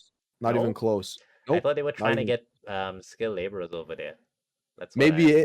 maybe some skilled laborers, but like it's not open. It took my family 6 years from the Oh time that wow. they Okay. decided to apply to the time that they were like, okay, you can now go live in Canada. So my friend was And telling me that's like it too was long. easy, and he wanted me to apply. Depends where you're from, right? Depends where you're from. If you're like an international student, like they have some openings, but like to come, let's say you have a family and you Right. want to bring your Oh, family over okay, here, okay. that's really tough. Like if you have a wife and kids and stuff and you want to bring them over and it's not through a university or something or through a specific place that's hiring you, it's really hard. Okay, I could see. Yeah. Yeah. All right. Yeah, because I guess watching politics online is like it's very interesting for me because like I come from like a small no-name island and nobody. I'm not like in a major metropole where like a decision maker. Like Canada changes a policy. The world Yeah. listen. When the U.S. They ban or unban something that affects the whole world. Anything I happens in agree. Trinidad, like nobody is like, well, whatever. That's those Yeah, you don't Pacific even know Island about your people. local politics probably. Yeah. Well, I'm myself. I'm informed, but just in terms of like it's weird because I think most online commentators like come from big areas. Like you're from Canada, most people be from the US, Mhm. certain big countries in Europe. But there's Yeah. sort of like a lack of like just very small country people that sort of like don't have like a political say in the world. And I'm always thinking like it'll be very interesting to hear like what those people have to say about things. Because like for me, like the idea of I feel like capitalism and that though. socialism is like for me, it's like in my Not case, irrelevant. it's like a mixed economy in my country, right? Mhm. So I would say culturally, it's very capitalist, but like the government is like super social. We have like 1 million social programs on here. You have the free healthcare. So yeah, free healthcare. You have like free education up to like your bachelor's. Like if you're like Like under 18, there's like free transportation. You don't have to spend a dime on if you're like in school beautiful. uniform. Free transportation. There's like 2 free meals in school per day. So like they give you the free breakfast and they give you like the free Wow. lunch. And it's Stop like bragging. All no, my it's chats, not. No, it's not my a chat is brag. gonna lose No. it. They're all Americans, bro. You're gonna make them cry. Yeah, so it's like I'm so because like I feel like I'm not an American or like I'm not somebody from like a major country. It's like very weird because some of these things to me is like, oh, you guys, healthcare, okay, cool. Yeah, you're still on that. Yeah. No, anyway, so but I don't want to talk too much about me. Maybe we'll talk about that a bit later. But no, I was gonna say I do feel that though. By the way, I feel like I'm from a small country, political creator. Even though I'm from Canada, Right. Yeah. it most like I've had so many debates with people where like I had one debate with a girl. I swear to God, bro, she said this 10 times in the debate. She said, "You're from Canada. Why do you care about American politics?" And 10 times I had to try to explain to her why American politics affect Canadian politics, and she couldn't understand it. She couldn't even say Canada. So Yeah. yeah, Let me give you a fun fact about that. So Trinidad, we celebrated our 59th year of independence from the British yesterday. oh, Today's Thursday, no, on congratulations. Tuesday. Yeah, well, I didn't do it. No, you did it, bro. Think about Yeah, so we have like a founding father of the nation, a guy called Eric Williams. He actually wrote an influential book called about capitalism and slave. It was a text back in the 1950s addressing how capitalism sort of influenced like the transatlantic slave trade. I think it was one of like the influential books sort of make that connection. Um, interesting. so when he was vying for independence, I think back in the 60s. I should know the exact date, right? Since I'm from here, but I'm bad with It's dates. okay. The CIA actually, this wasn't like one of their declassified documents. They actually had like a file on him. And the file was in case they wanted to persuade him to, I think, like commit suicide because they were concerned that Trinidad like may become like a communist state. This was like back in the day. It's like And the he did write a book. MLK playbook. Yeah, so he did write a book, sort of like critiquing capitalism. Now, we didn't end up like becoming a communist state, but like that's some random agency in the US, this was like Yeah, on a whim, they would have just like assassinated him, like they'd be like whatever. So yeah, I like mean, it's strange when people from the US are like, oh well, why don't people care what happens in the US? Well, you could have like destroyed my entire country. I mean, I care about that at least. It's that matters to me. That would have been like super that awkward. whole could have destroyed my life. Yeah, it could have like I wouldn't have even been born probably. And the butterfly effect and all that. Yeah, because we're Yeah, like man. right off the coast of like you could take a canoe from here to Venezuela, right?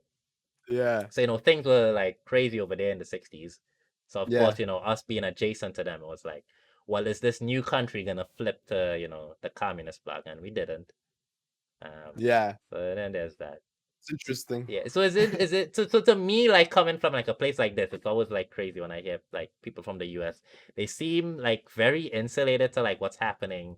I guess it's difficult to sort of understand how other people experience the world, right? Are you saying like how Americans can't sympathize with others? Yeah, well, I guess it's sort of like they can't put themselves in the shoes of people who are from like a small place with like no political will, like almost no political will. Like all US policies affect our like I mean we basically have to like if America passed like a new anti-drug law, like we basically just have to adopt it. It's not even like a question. It's like assume that any law in America sort of How are we becomes reacting? Yeah. yeah. Yeah, I think a lot of it is like they have the spotlight on them. And I don't know if you've ever been like on a stage or something with the spotlight on you. Yeah, You I can't used see to any. be a performer, so I know. Oh, okay. So you can't see anything, you right? can't see. Once the spotlight's on you, everything else is pitch black. You can't see anything. That's a good analogy, actually.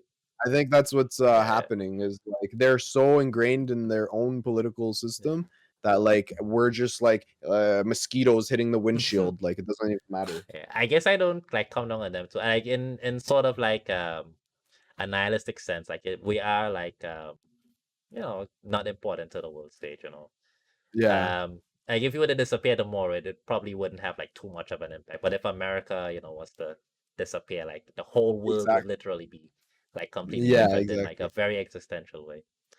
But okay, 100%.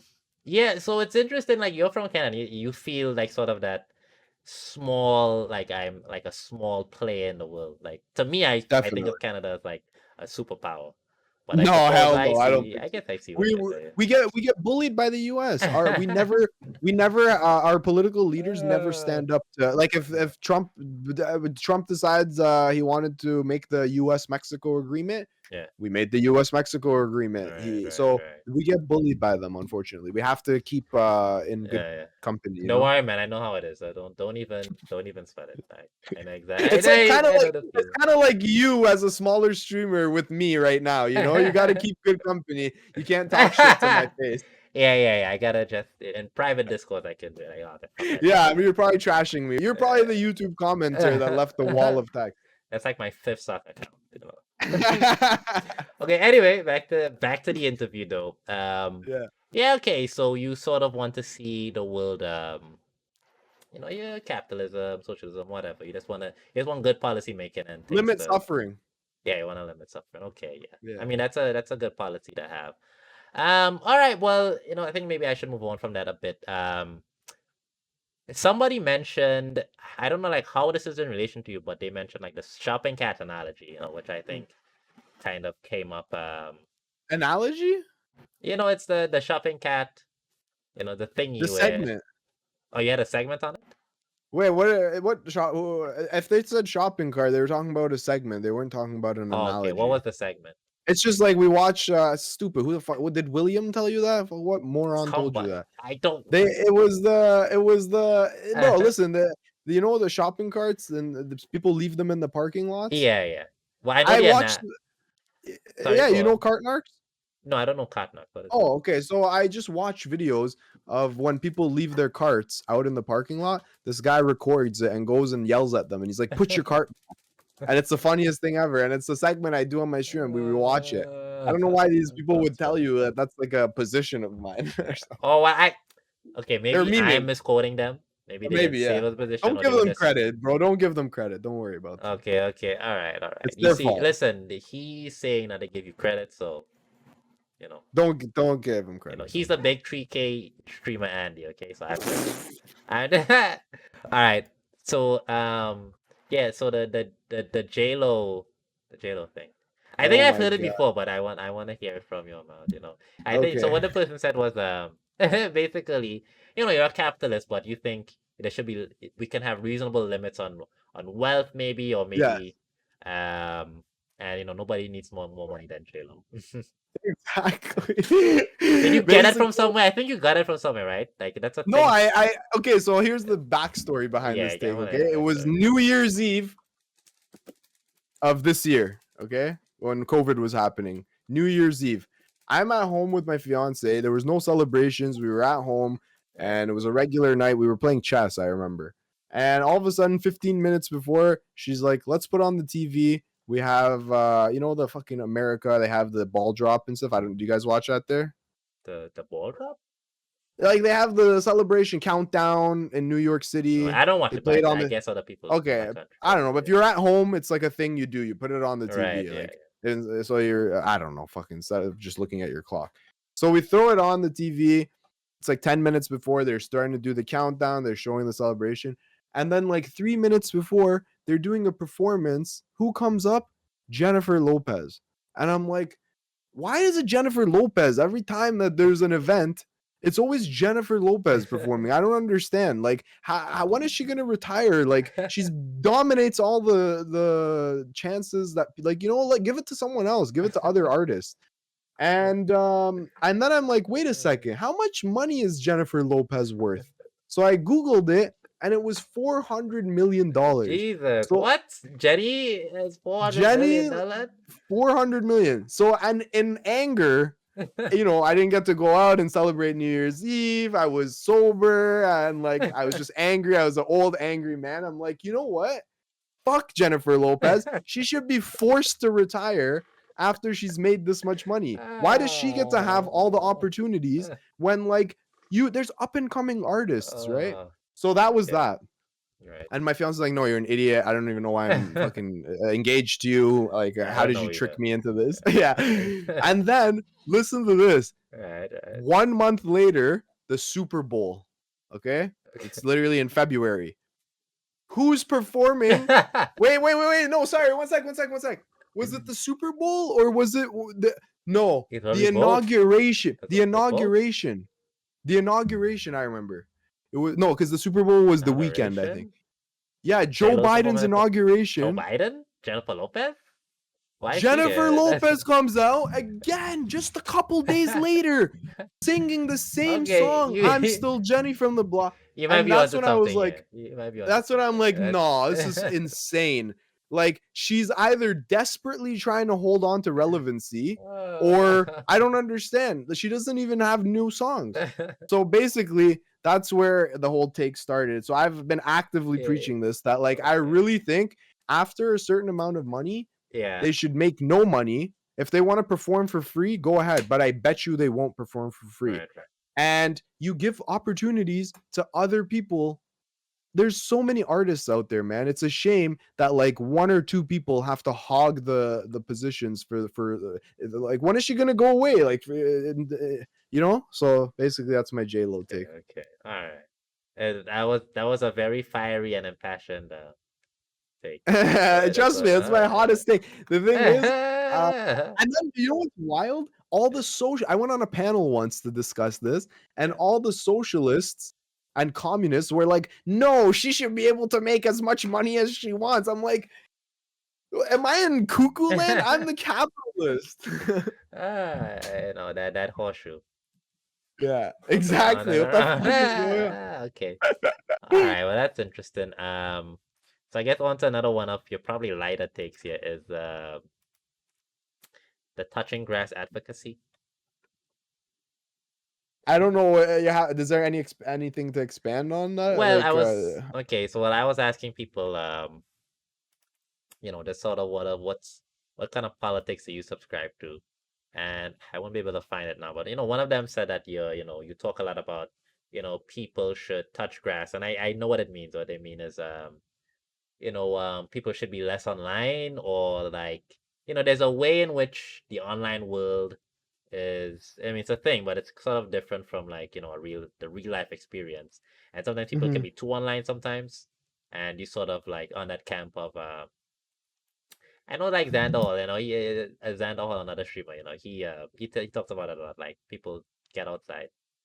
So I actually don't advocate for it, because people have all different kinds of lives, right? Someone might be physically disabled, and being on the internet is one of the few things they can do. Or so I don't think that like I can tell people, no, you need to go outside. What I tell people is the benefits that it serves me to have life experiences, to have friends outside, to have to go enjoy nature. All I do is tell people this is how it benefits me. You do what you have to do for your life. I don't think it's fair to say no, everyone has to go outside. Some people just don't function that way. Again, all of this comes down to how you're raised, right? I was raised as a non-internet kid. I was raised, I didn't ever watch YouTubes or played video games. I didn't do any of these things. I'm just like a normal fucking guy who I played sports. Like I played on my high school sports teams. I played competitive sports. So this is like my background. And now I've like shifted into the online space, but I still have a massive part of my life that is like not online. And I think having that balance makes it such that like I can have a little bit more healthier mental health, Okay. I think that's fair enough. And weed legalization is a thing a few people mentioned that you're passionate about. Would you agree? Yeah, for sure. Definitely. I would say I've had a lot of interesting experiences. I've like been in, I've gotten in trouble with it, both from my parents and from fucking landlord and shit like that. Yeah. But this is before it was legalized, and since it's been legalized, there hasn't been like an uptick in accidents or spousal abuse or anything that like people would have thought that it might result from it. And as someone who has experienced it when it was illegal and experienced it when it's legal, it's just a world of a difference when it's legal. Like the experience of not having anxiety that like every time you hear like whoop whoop, you have to like your heart is like oh fuck, I think that's awesome. And now like we have dispensaries here, like stores that Nice. sell them. And dude, I swear to God, you go in, 90% of the people that are purchasing it, you would never in your life guess that they would be smoking weed. You have old grandmas, fucking immigrants, dads and moms. Like, you will never be able to guess that these people are smoking weed. So, like, I'm happy that, it used to, when I was a kid, I was a teenager. Obviously, in high school, it's not hard to get it, it's easy. But, like, I have felt for the 40-year-old or the 50-year-old who doesn't have high school friends to go buy weed from. Right, And right. now those people have an option too. Maybe they drink less alcohol because they can go buy weed legally, and if it comes to weed and versus alcohol, I'm gonna advocate for weed all day. So yeah, I'm So happy with it. so are you so it's fully legalized in Canada? I didn't know that. Fully. Oh shit. Okay. Yep. Wow. It's interesting. It's not legal down here. Ah, okay, yeah. You got that for later. That's Yeah. the post interview. Do It's you smoke? for my chicken nugget debate. Do you ever smoke on stream? No comment. Ah, is that illegal on Twitch? I think if you live in a place that is legal, like it wouldn't be illegal for me to do it. Right. I just like to, I don't know, uphold an image. Okay, okay. Yeah, fair Honest to God, it's fear of my parents. enough. Oh, are they My parents still would give giving you a hard my time for it? parents, yeah, my parents would probably still give me shit for it. Oh man, that's rough. Yeah, That's rough. because you know why? My man, the first few times my mom like found out that I was smoking when I was in university, like back when I lived at home, bro. I like broke her heart, man. She's like I still remember her like vividly like crying for like 8 hours. Like, I brought my son to this country to have a better life, and now he's doing throwing it away. drugs. Yeah, now he's doing drug. What did I do wrong? I must have failed as a parent. Da, da, da, da. Clearly. So like, bro, this is still deeply entrenched within me. I don't think I'll ever get over it. Yeah. So I like to be respectful. Yeah, parents tend to do that to you, right? Yeah. Somebody in my chat is asking why your parents are so against it. They're just curious. My parents are immigrants, and they're from the Middle East, and they just, to them it's like drugs. The drugs is drugs. They don't want their kids to do drugs. They were probably, and they're also health nuts. They would probably say the same thing if I smoked cigarettes, to be honest with you. They're just, yeah, it is what it is. Also, I did poorly in university when I was younger, and like it was at the same time that she found out I smoked. No. So like she's like, okay, you did poorly in university, you smoke weed, your life is fucked. It's like a 1-to-1, The more like weed that was their huh? Let's say the more weed you smoke, the lower those grades are gonna go. Yeah, so exactly. I don't know. It is what it is. Okay. Hold on, I gotta fix something on my screen. Yeah, right. So what are so we spoke about a few of your political positions. We talked about vaccinations, LGBTQ plus, leftism, capitalism, shopping carts, Jennifer Lopez, touching grass, weed legalization. What other political prescriptions are we missing out on that you subscribe to? I think we hit them all pretty much. Oh, I'm also super like pro okay, hang on. I just want to harp one more time that like I'm so against radicalization, right? Especially as I spend more and more time on here, that like I've learned to appreciate the slow process of democracy. Okay. So I'm someone who understands that like when Joe Biden gets elected, all your problems aren't going to be solved, because the system isn't designed for one person to be able to come in and make sweeping changes. Right. And if you want these sweeping changes to happen, you need to convince other people of them. And I think that like as time goes on, I grow an appreciation for this kind of system, because I realize that like even when it's in the hands of the worst people like Donald Trump, there's only so much harm that he can do. You know, imagine if Donald Trump was the king for 4 years, he could literally Oof. undo 200 years of Yeah, he progress. could. And Definitely. so for that reason, because we gotta accept it when our enemies have power, we also Right. have to understand that when we have power, we also have limits to that power. Yeah, I guess it's a bit strange, as soon as somebody who has like our preferred political persuasion gets in, maybe suddenly we want like sort of like a dictator approach to things. Like, yeah, well, they should just have unilateral power to do whatever they want. I mean, Yeah, I guess. exactly. You gotta. I always tell people, if my ideal system is me as the king, but that's it. Yeah. Only me, not you. You know. Not just a king, me, Yeah, king. me. Yeah, only me. Otherwise, I want democracy. Okay, fair enough. I think I'd be the same. Me or democracy, which is fair. Yeah, exactly. All right. So I have this section here called content. I think I basically sort of like went through a lot of your content. We covered the COVID debate. We talked about. We did speak about the insult. I don't know if I missed anything there when asking about him, but I don't believe so. But I'm curious though, cause the whole trend of like incels in the last few years, it's been Hmm. of an interest to me. What's your takes on like the incel question? I don't even know how to phrase this. Uh, it's sad, man. It's definitely of interest to me as well. Um, I don't know what to do about it. Unfortunately, I think a lot of it, again, comes down to parenting. Um, so I was raised that like when I was, and maybe you were this way too, because I feel like this is more community vibes. You know, if you grow Right. up around a community, tell me if your parents did this.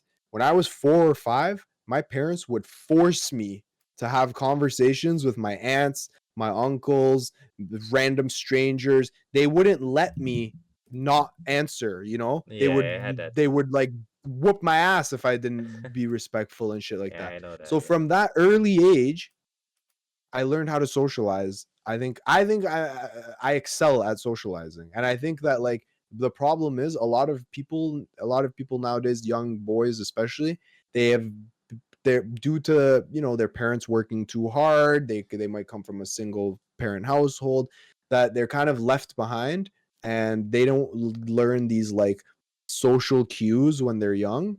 And then by the time they hit teenagehood, they're getting pimples and shit, and they're getting Right. hormones. They don't know how to deal with it, and then it just gets worse and worse and worse and worse. And then you're 19, you really want to fucking get laid, and you still haven't, and that's when you can like get introduced to these disgusting communities. And I really don't know how to get past this, I guess. Right. Besides just like promoting socialization at young ages. That's an interesting perspective that you take it from, because I think like just in me personally, what I see online, I think a lot of people just sort of take it from a sort of vague like, well, some men are just like I don't know to say lost, how they would say it, but They are for yeah. sure lost. No, but they would say it's like you're taking it from like there's a cultural and a very specific cultural and maybe parenting perspective that you could actually, Nurturing, yeah, yeah, I there's a think it's nurturing got a lot to perspective do with that you nurture. could look at. But I think a lot of the discourse online is just like, oh well, these are just like, some kind of like monsters Evil. that, yeah, these are Yeah. just like evil people. Like you just have to kind of like accept, like you can accept lions out there in the jungle. You just have to accept there are Hmm. incels out there They're in gonna the exist. jungle as well. Yeah.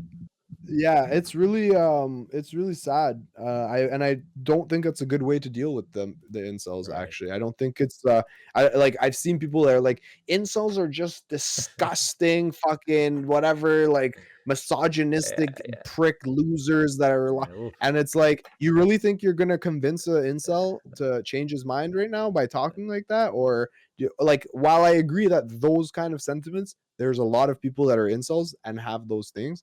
I don't think that being an incel means you are a misogynistic.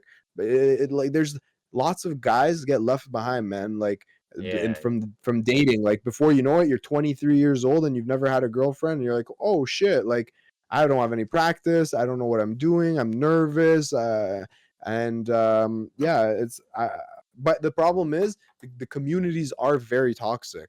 So what we have to try to do is, like, be nice enough so that the people who are, like, thinking about going into the community or yeah, who are just entering the community can be pulled out. yeah. That's the only hope, So really. I guess you're sort of hitting on we need to give them a better alternative than the incel Yeah. community. Hell yeah. Hell yeah, bro. Hell yeah. 100%. Yeah.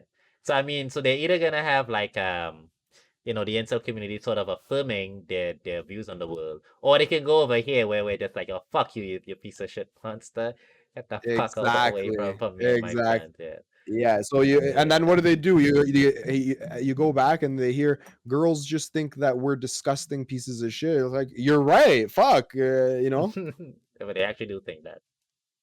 That's what I'm Yeah, saying. they Yeah, actually like, do they that. do think that maybe girls are evil because these guys are telling me they're evil, and because they think I'm a shithead, and the girls are saying I'm a shithead. So, Yeah, yeah. stuff. Yeah. So when you had the discussion with the guy, did it um did it like change anything for you? Did you get any insights? Yeah, I did. I hadn't realized how much hand in hand it goes with being a Nazi. So that guy actually ended up being a Nazi. Wow. And I had no idea until, like, halfway through the conversation. I think we lightly started talking about immigration, and then I'm like, "You're not anti-immigrant, are you?" He's like, "Yeah, I am." I'm like, "Why? Every economist says in the world that immigration is good." And he's like, "Yeah, but every economist in the world is a Jew." I'm like, "Whoa!" Jesus. So yeah, basically, like, I didn't realize how close these two communities are intertwined, but it makes sense. That they, that they're both, like, outcasts, basically. And honestly, I wish that they were kind of disentangled. I can deal with one or the other. You can't deal with both at the same time, right? It's like it's just too much to unpack there. Exactly. Yeah, where do you start? Yeah, yeah.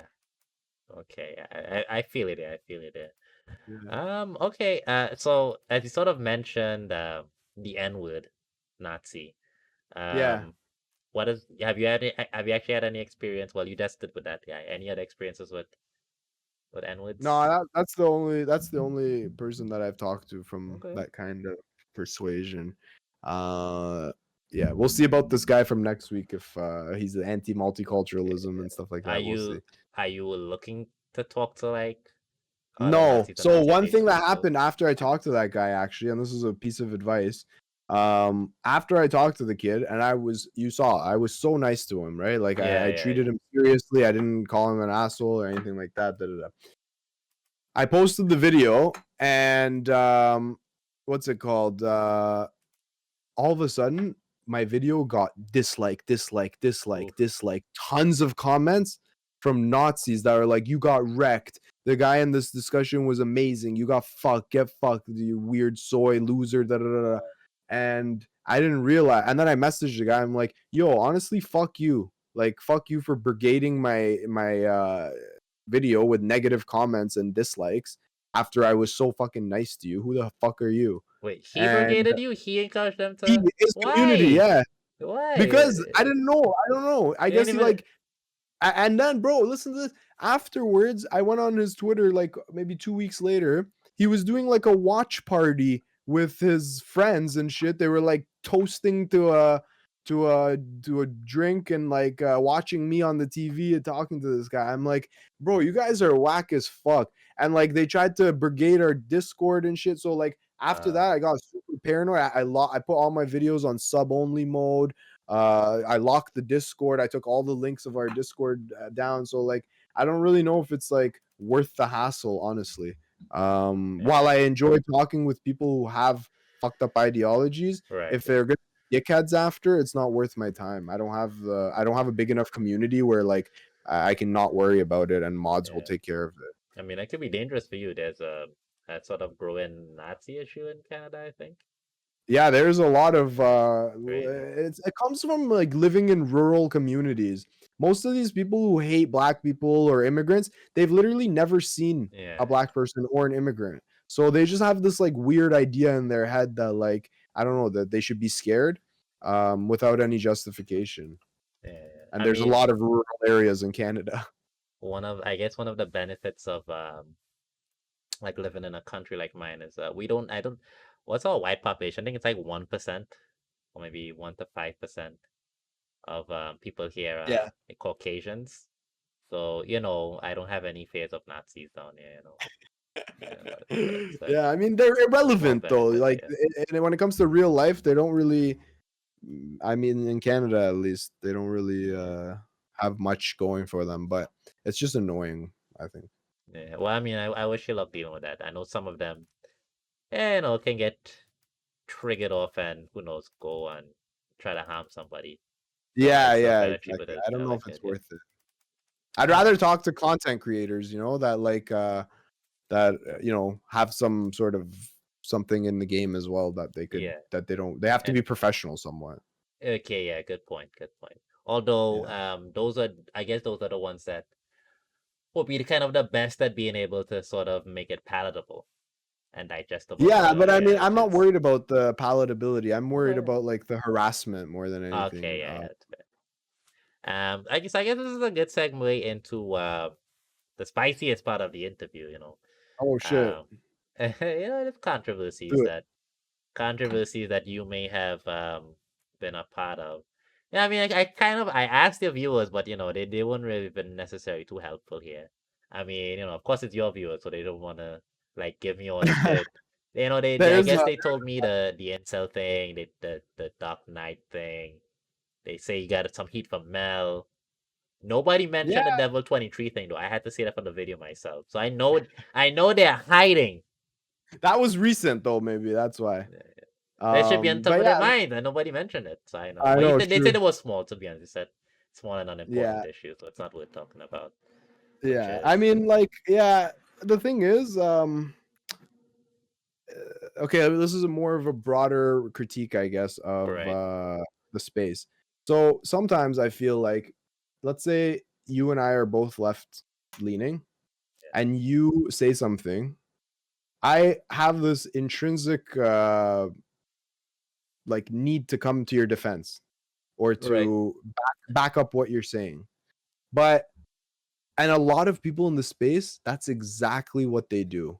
They'll hear one person that has this position uh say something and they'll think because they're my ally that I'm going to blindly listen to whatever it is that they're, advocating for. Yeah. I don't work like that. I like to synthesize my own opinions or Right. listen to people's opinions and then so I'm not afraid to disagree with people. I don't care. And I'll do it. And this is what happened, right? So all of these different controversies are situations where people felt like I was unfair, where I still maintain the position that like I just had a disagreement with someone and I mentioned the disagreement to them in a way where I'm gonna stand my ground. I'm not gonna be too nice to you because you're supposedly my ally. And I think that rubs some people the wrong way. Some people appreciate that. Some people can't handle it, and it's something that like honestly I'm accepting that it's not for everyone. I'm Right. not. I'm definitely not for everyone. Okay. Okay. So are there any like? Okay. So I saw there's been a meme going around, and I was lurking on your Discord a bit. Well, not really lurking. Yeah. People, I post. People just ignore me. Yeah, It's yeah, fine. I saw you chatting. Um, uh, there's a meme of you. You're a grifter now. Yeah. Who's been accusing you of being a grifter? I don't know. People accuse me of being a grifter because I don't know. They think that. See, the thing is, I don't see how I'm a grifter when I advocate for positions that are not popular. In this Yeah. space, the most popular positions are capitalism is bad, Yeah. and CEOs and landlords are bad. If you want to make money on this app, this is a piece of advice for anybody listening. If you want to make money on this app as a political commentator, those are your positions. Capitalism is bad, CEOs don't do work, and landlords are evil. If you hold those positions, you can do fantastic on this app. But because I don't actually believe those things, I will never stand for those things. So obviously, I don't know how the term grifter could be applied. You know, Yeah. Well, I mean, it's yeah, definitely not in the traditional sense because, like, I mean, as you said, I mean, you're more in the leftist sphere of the community, and you don't have the popular leftist. People are calling you a capitalist, so yeah, that's not good for your exactly, leftist career already. exactly, yeah, You're the and dirtiest like of the dirtiest foods there. yeah, and I don't, I don't ask my viewers for subs. Like I don't tell people, oh, I need to pay my rent and shit like that. Like I just if people like it, they'll sub and give bits. If not, I appreciate their viewing. I again, like I told you, I firmly believe this Right. that if you just make good content and you're genuine, that everything else will fall into place. And that's my strategy here. Ask me in a year or two how it's going. I'm gonna be like, landlords are bad. Thank you for the 1,000 gifted subs. Oh, the true Yeah, grift exactly. You teamed can pull out. this up. Then my haters can pull up this interview and be like, look, he said he's not a. Yeah, there you go. Yeah, to be honest with you, that's the only point of this whole discussion. Oh, you were trying to do a Yeah, gotcha for the future? this is like a 400 IQ play. Nice. Yeah, Good move. When I become the next yeah. Hassan, and then I buy a $3 million house, you I'm gonna can say, make look, I bank have on you. evidence. I I'm have gonna evidence here. I'm gonna make bank on you, Mr. Heath. Go ahead, bro. You deserved Yeah. it. You did your homework for this interview. You earned it. Okay, so all right. So you don't have a lot of controversies, No, I think I'm pretty Let's controversy free. Okay, well let's get some here right now, my friend. Okay, let's Give go. me your hottest takes. Let's go. Let's My go. hottest takes. Let's go. Your hottest take. You get the Chicken J-Lo nuggets are trash. Absolute trash food. one. You fucking waste of time and money. Yeah, Another hot take. My J-Lo take is pretty hot, I think. that is pretty hard, That she should be forced to especially for a retire. And not just capitalist. her. Not just her. Not just her. Any celebrity. It's the J-Lo rule because now it's over $400 million. Right. See you later. And then another one recently that I had was we were talking about like saving endangered animals. Right, yeah. And then I'm like, honestly, I don't know why we have to save them. Like if the environment is such that they can't live, then like maybe we should say goodbye to them. Like I don't know why we try to save like Oh, that 3 is a pandas. spicy take, yeah.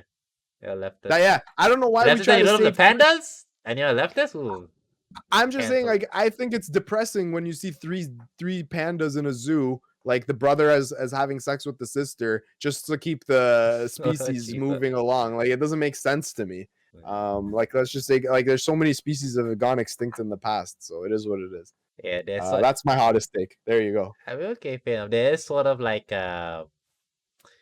okay, so we did the whole destroy the environment thing, and then our solution is let's do some incest panda action.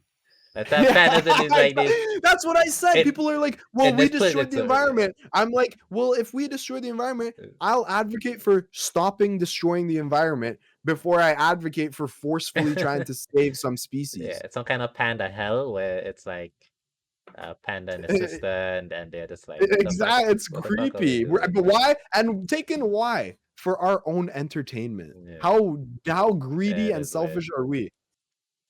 Yeah, I mean, like, I don't want to get canceled with you, so I'm not agreeing. What I would say, say, it, what I would say, say it with your chest. Say it with your chest. No, I'm not going on. I'm not getting canceled with you, my friend. What I would say, yeah, there is like something to be said of like, just take the L. Okay, you killed a few species. Take that L, and just do better, right? Just actually do the environmentalism. It's like, give me like halfway effort there. I'm pro animals by saying let them go extinct. You heard it here first. Take the L and do that. I completely agree with that. Yeah. So okay, so those are your hottest takes. Yeah, that's a lukewarm, man.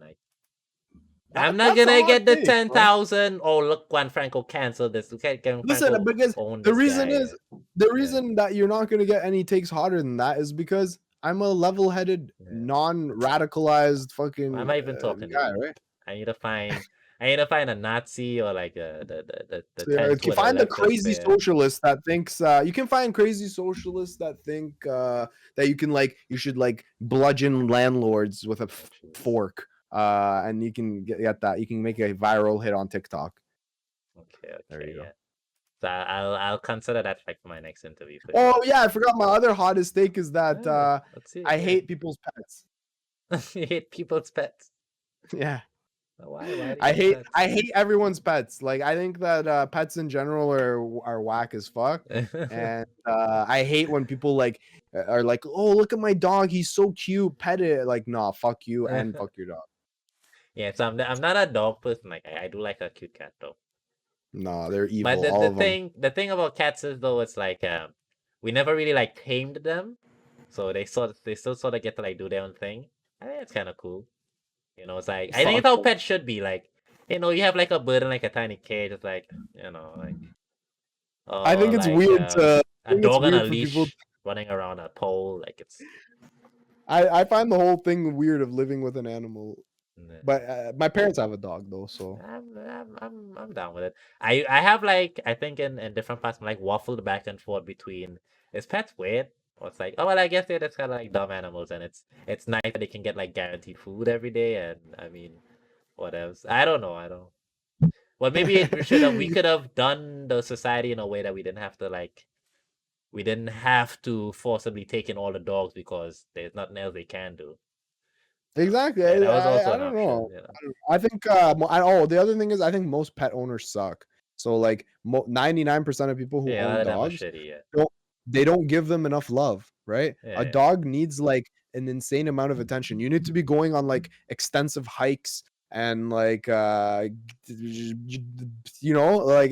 a lot of people they just go to work, they come home, they take the Like, dog for that's push a it off. 3-minute walk, 3 minutes just to piss and shit, and then they come back and they watch TV. I think that's Yeah, like a horrible existence. If you want to do that, just do that without the dog.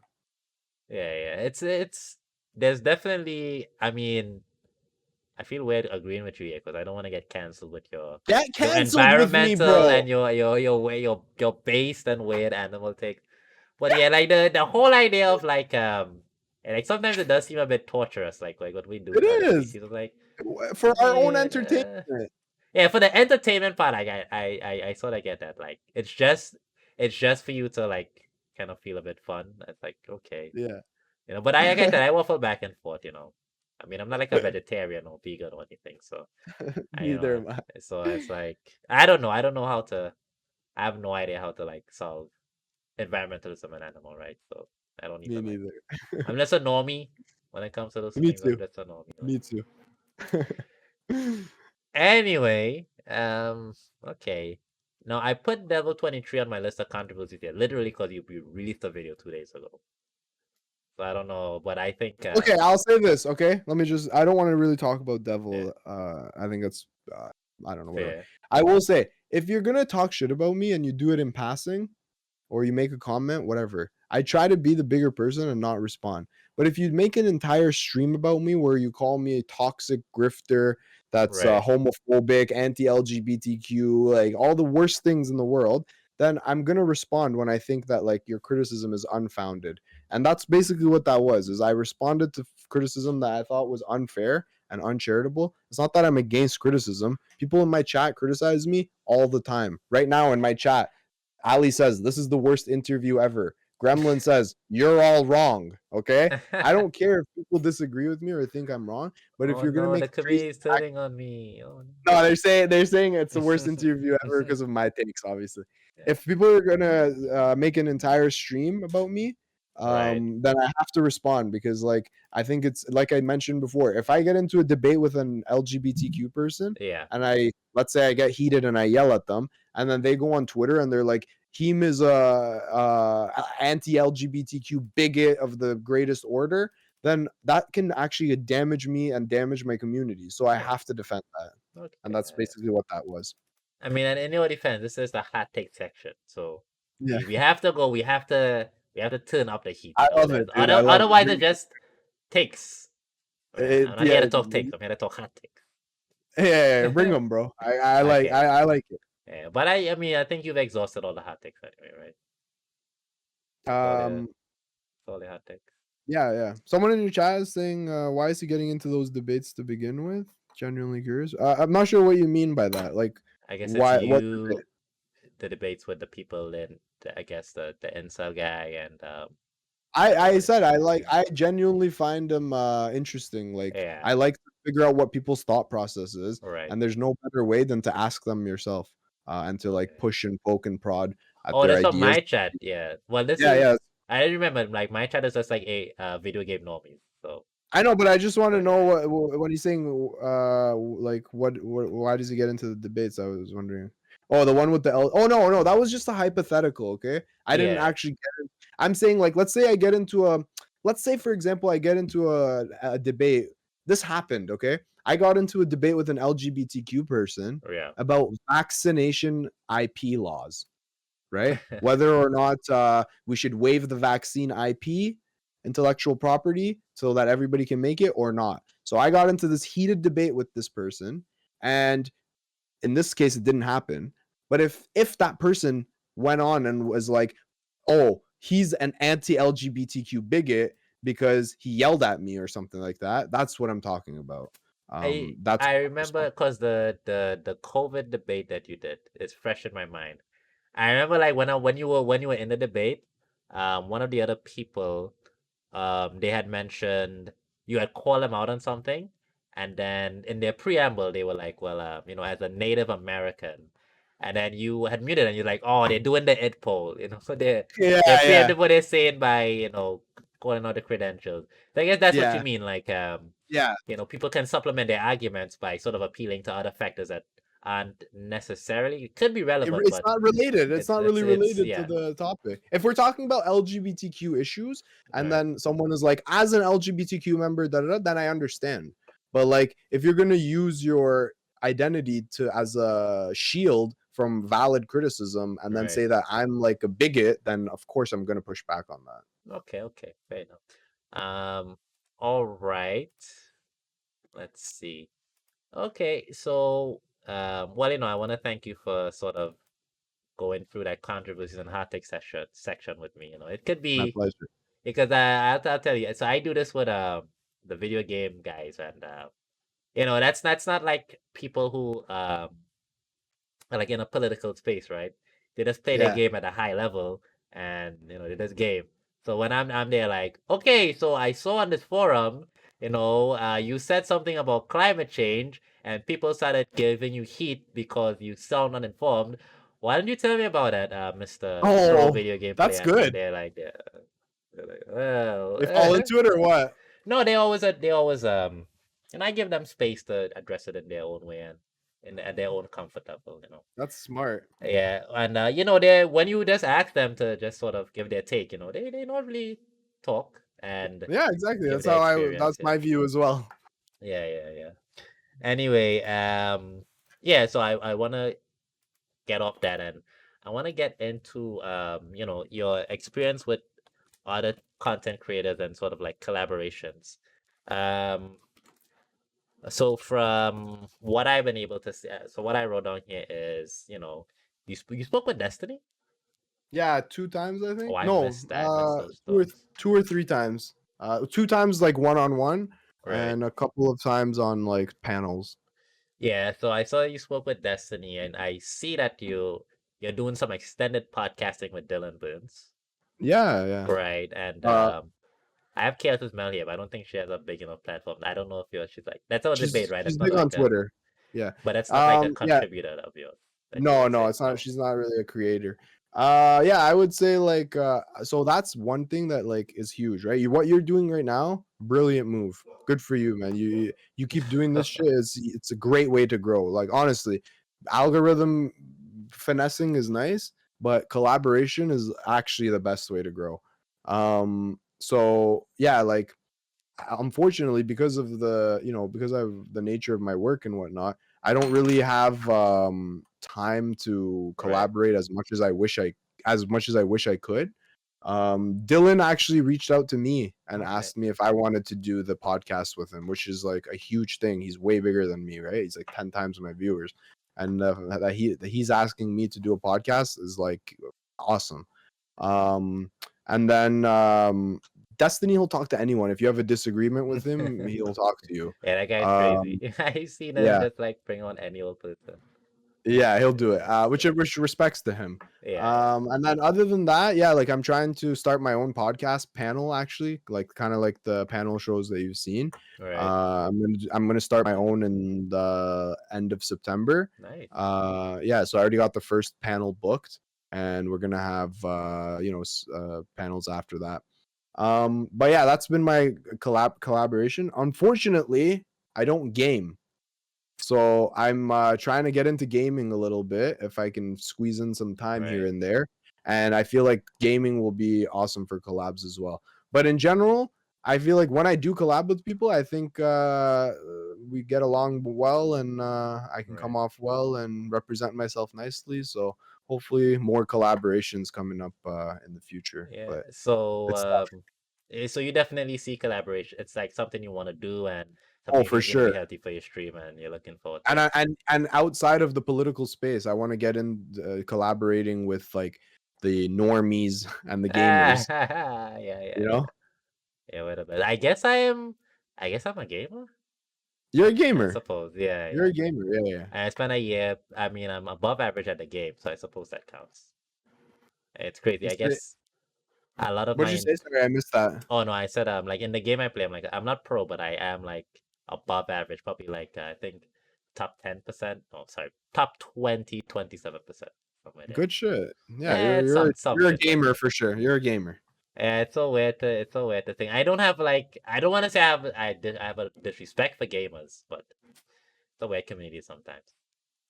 You know, I like very much just to be a normie. I'm just a guy out there in the real world. I'm not like Yeah, you like to. You don't want to make it like your entire existence. You no, want I to. definitely not. That's Yeah. But anyway, back to you when the collapse. Okay. Remind me, did you talk to Destiny around the time you did the Mel discussion? No, I talked to Destiny on 2 occasions, and both of them were non-political. They were Right. like relationship debates. Right. One was about the Dylan and Prime Yeah, I thing, saw that.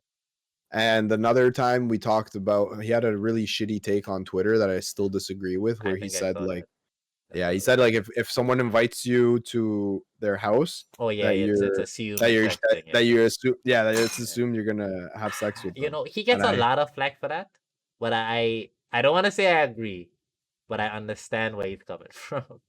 I understand it I too, but I don't think it's something we should advocate Yeah. for. I mean, I Like, wouldn't say it like in those terms, like but yeah, yeah, yeah, yeah, he doesn't paint them very yeah. gently. But I'm not But surprised yeah, he's getting flack for it. I think it's like, well, obviously you're gonna get flack for that, man. yeah, exactly.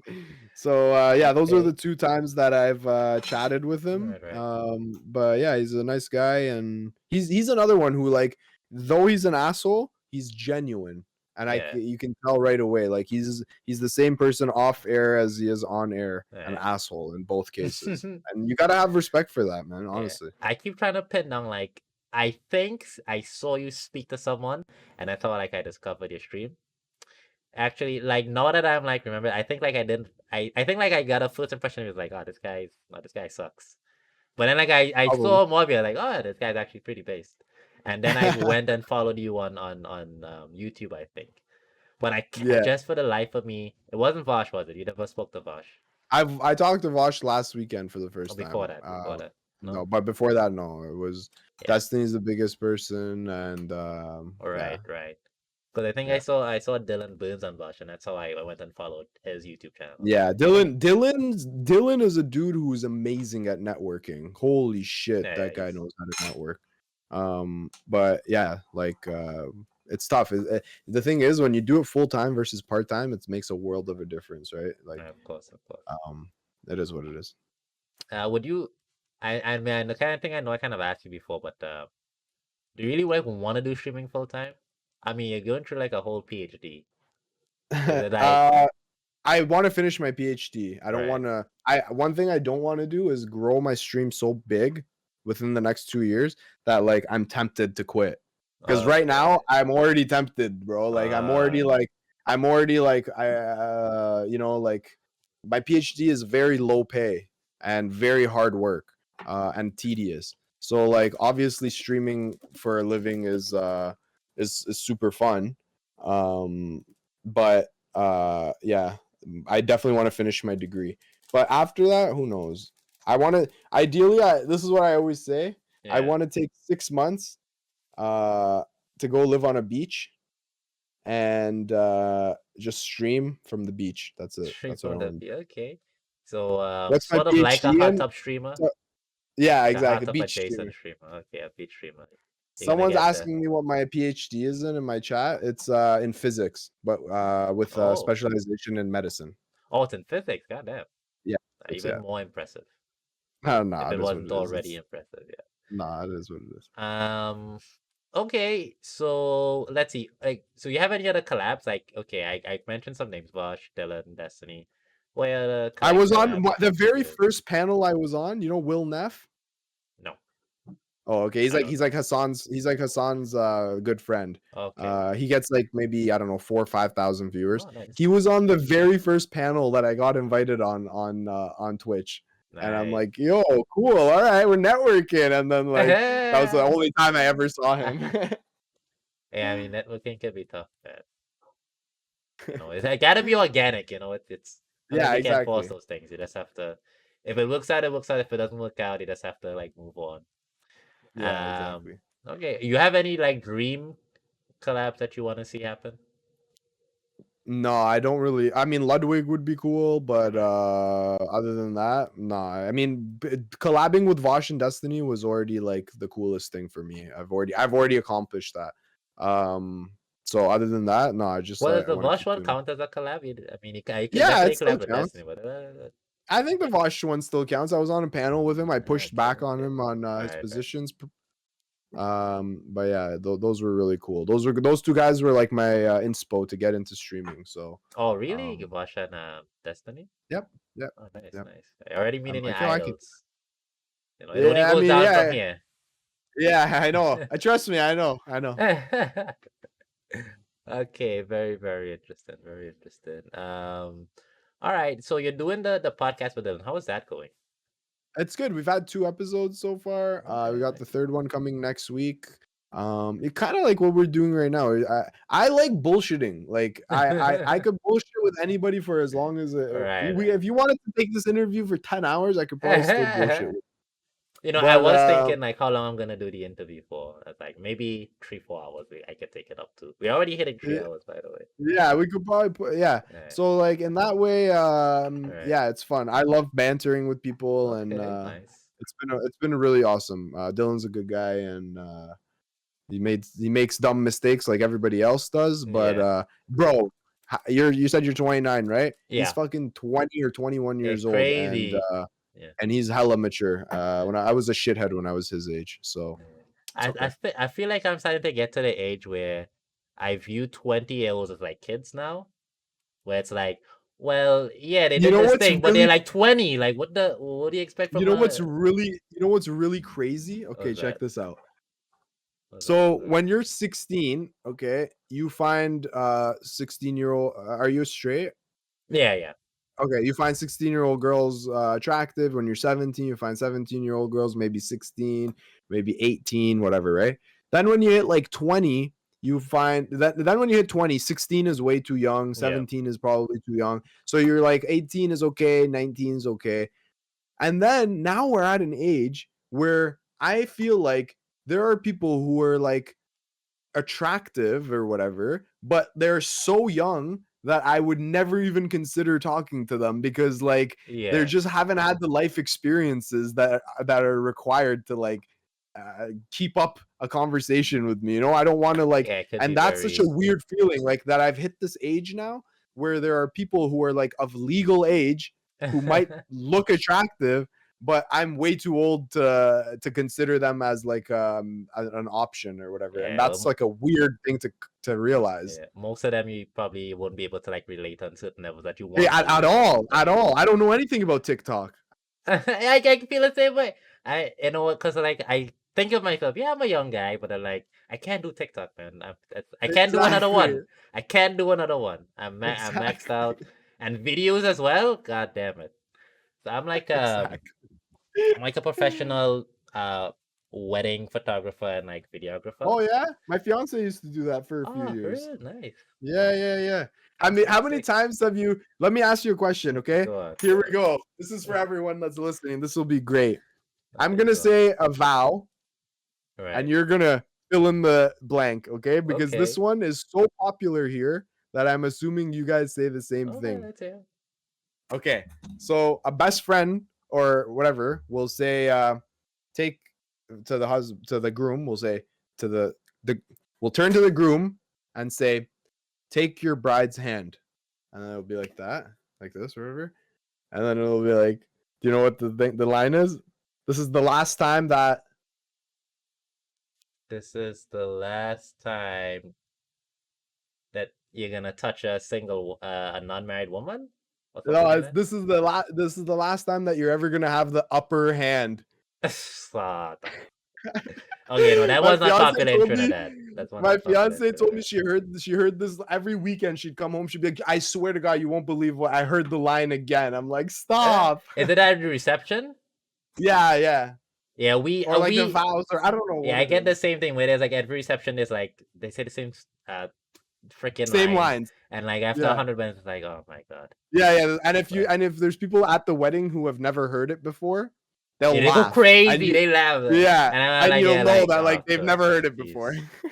I'm like, okay, like, good job, pal. Good job. You were at a wedding 2 weeks ago, and you heard somebody say it, so now you're saying it. Yeah, good job to you. Yeah, I feel the Exactly. same way. Yeah, yeah. Yeah. So Okay, yeah, yeah, it's funny. that's really cool. That's really cool. Yeah, but like I was saying, like yeah, I can't. I'm like a professional video editor. I edit videos professionally. I've had videos Cool. appear on television, on other Nice. places, but I can't get into TikTok. I can't do it. And I feel kind of Tough. dumb. I'm like, well, I already have all the technical skills or, all the skills that I learned. But it's just, I don't know, man, too old. What is it with us?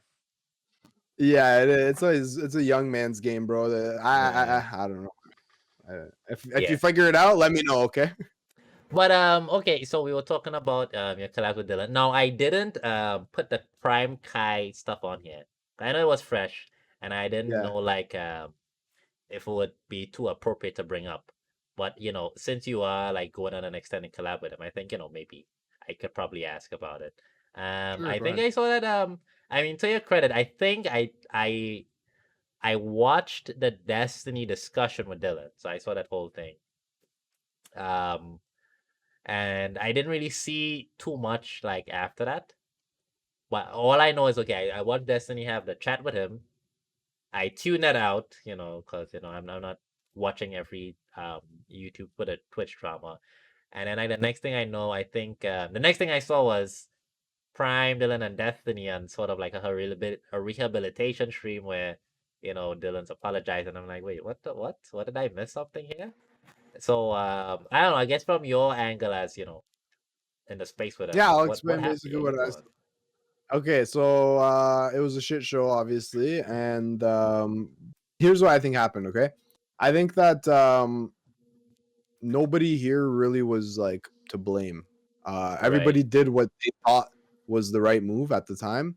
Um, Prime was trying to be flirtatious with a streamer, whatever, right, someone he was working with, which I personally don't agree with. But Dylan is doing that too, and I personally don't agree with that. But that's just a personal thing. right, So Prime, he was trying to flirt, and his biggest flaw was that he couldn't pick up on the social cues, maybe, or whatever. right, And I'm like 99% sure that when the things was like happening at the time, I had said like he shouldn't be canceled for this. This is just bad flirting. And then from Dylan's point of view, I don't think that he was trying to like end the man's career or something. I think he was genuinely upset, and because someone he cared about brought up concern, and he came forward with some allegations that he later realized are not unfounded, but he didn't have the evidence required Right. to levy those kind of allegations.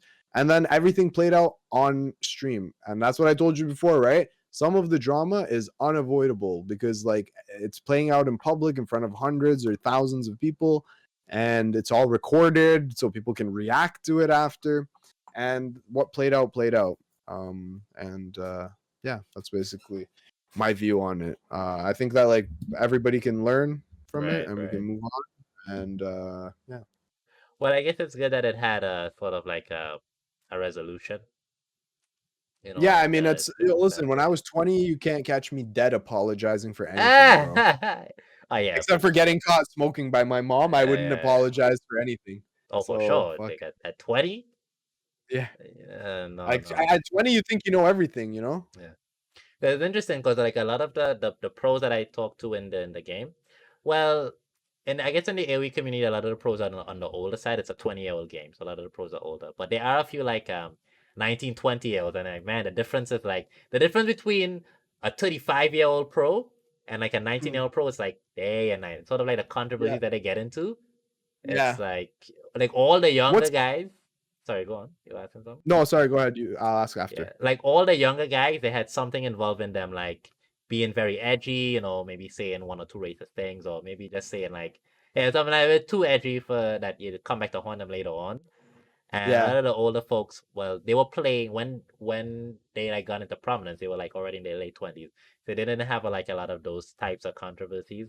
So like, it Hmm. kind of really shows to go like, like when you're young, it's like super easy to make those sort of even people who are very competent, Oh, make very easy mistakes? to make Oh, yeah. big mistakes, and like, especially when you're on the fly, you're doing stuff live. It's on the fly. People don't respect live content, I think. Like I think Yeah. non-content creators, I'm they don't so happy respect I it. didn't I'm so happy I didn't get into it when I was 20. I'm telling you. I'm glad that I'm 30, and Yeah, I have a little bit better head on my shoulders, I guess. It's real. I sympathize with the people that have had their so many hours of their life documented, and when they're yeah, it's younger, it's tough. insane. Yeah. Yeah. Yeah. I'm thinking back to like my edgy young. I mean, I was definitely edgy in my younger days, but it's like, Oh yeah. yeah. You were racist. You hated black No, people. no. No, definitely not. But yeah, what was my edginess? I guess like I was sort of like, having like a questions for like religious stuff. So I'd be a little edgy in that day. But no, I'm like, yeah, whatever. It's all cool. I guess like when you get like into that kind of old grizzled phase where you're like, yeah, you're hardened. You're like battle hardened by years of like social media arguments. So now Yeah. stuff is like roll off you, and like you're sort of like, yeah, I pick my battles now. I don't have to argue with everyone. I'll Yeah. tell you this. For sure. Two like literally like 3 4 days ago, there was an incident where one. Okay, so we have like a Brazilian streamer who's like pretty high and up in the rankings, and then we had like a streamer from the U.S. and a streamer Hmm. from like Russia, and the streamer from U.S. and the Russia, when they saw the names of the players from Brazil, um something led to the other, and they started making like monkey sounds. So Oh like when you watch the stream, okay, they see the Brazilians, and then they start making monkey sounds. So like it appeared as if like they were making like racial epithets, because in yeah. Brazil that's a bit of like something over there. So what the Brazilians, they made a post about it. But through like discussions, it turns out like well, one of the streamers, like, they just like monkeys, and like monkeys are like a theme on their stream. So it's not like Yeah. they Yeah. targeted the streamer, just like something that they There's do. a guy in the politics space that always does gorillas and sons in his Yeah, chat. So like, imagine if someone yeah. So misunderstood it's that. just like that, and Yeah. so it brought up like a very interesting like sort of discussion of like how do you, like, sometimes things can be edgy, or like when you do these things you have to like be careful of how you respond.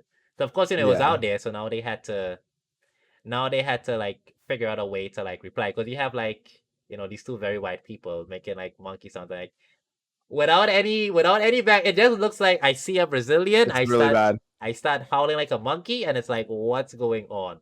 You That's know, bad. yeah. So online spaces could be very You got to be careful, dangerous. man. You Yeah, got to be you have to careful. be. Yeah. Yeah.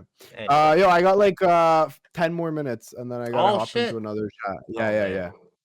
Oh man, I had a Sorry, I should. okay, because I had You like want to go hobbies. into wrap ups? Yeah, I had hobbies and interests, and then I had like a mini game I wanted to do with you. Oh shit, we might have Yeah. to hop on for another call No, it's all sometime. right. I don't understand how it is. Okay, so I think I want to ask about your brother. You have a brother who's a rapper? Yeah, he is. Okay. I listened to one of his songs, by the way. Pretty Yeah, good. I like which it. one? Yeah. It was one where the video was he was in. Oh, what was the video? He was in a room. I guess that's not very helpful. Yeah, I guess he was like a scientist or something. He was eating Oh yeah, paper. Yeah. mullahs. Yeah, mullahs Yeah. with that other guy. That's pretty tight. That was nice. Yeah, he's yeah, dude, he's fucking. You want to talk about long grind? When I was when he was 12 years old, we went to a cottage, and I had my MacBook, and I was 17, he was 12, Right. and I'm like, hey, let's open up GarageBand. We were bored and stuff, so I opened up GarageBand. I made a shitty beat. He made a shitty beat. And then I got tired. I went to sleep. He kept making beats. And then Oh. I woke up the next day. He was still making more beats the next day. And then as soon as we came home, he downloaded all the programs he Oh, needed to nice. and just went head first into it. That was when he was 12 years old. Now he's Yeah. 24. Yeah. That's So he's had a attractive. pretty sick he's never had a real job. Right. He's only ever worked as a musician, which is really cool. That's He's worked with some like pretty big people, Casey Neistat, yeah. the YouTuber. Oh, Yeah, okay. my brother made like I think 20 beats for him for his Oh, sweet. vlogs. Yeah. And once he made beats for his vlogs, a lot of other YouTubers asked him to make beats for them. So he used to make beats for YouTubers, for commercials, for real estate agents. He I think made a beat for some porn star once. Like he used to make beats for the Yeah. longest time. And And then when he like yeah. and then when he became like 19 or 20, he decided to like start doing vocals as well. And yeah, now he's like he's like teetering on the edge of like breaking into the industry like Very proper. nice. He got like a government grant. Oh. Yeah, the same one that like Justin Bieber got before he got Oh, big. And nice. yeah, so I'm really proud of him. He's Yeah. works his ass off.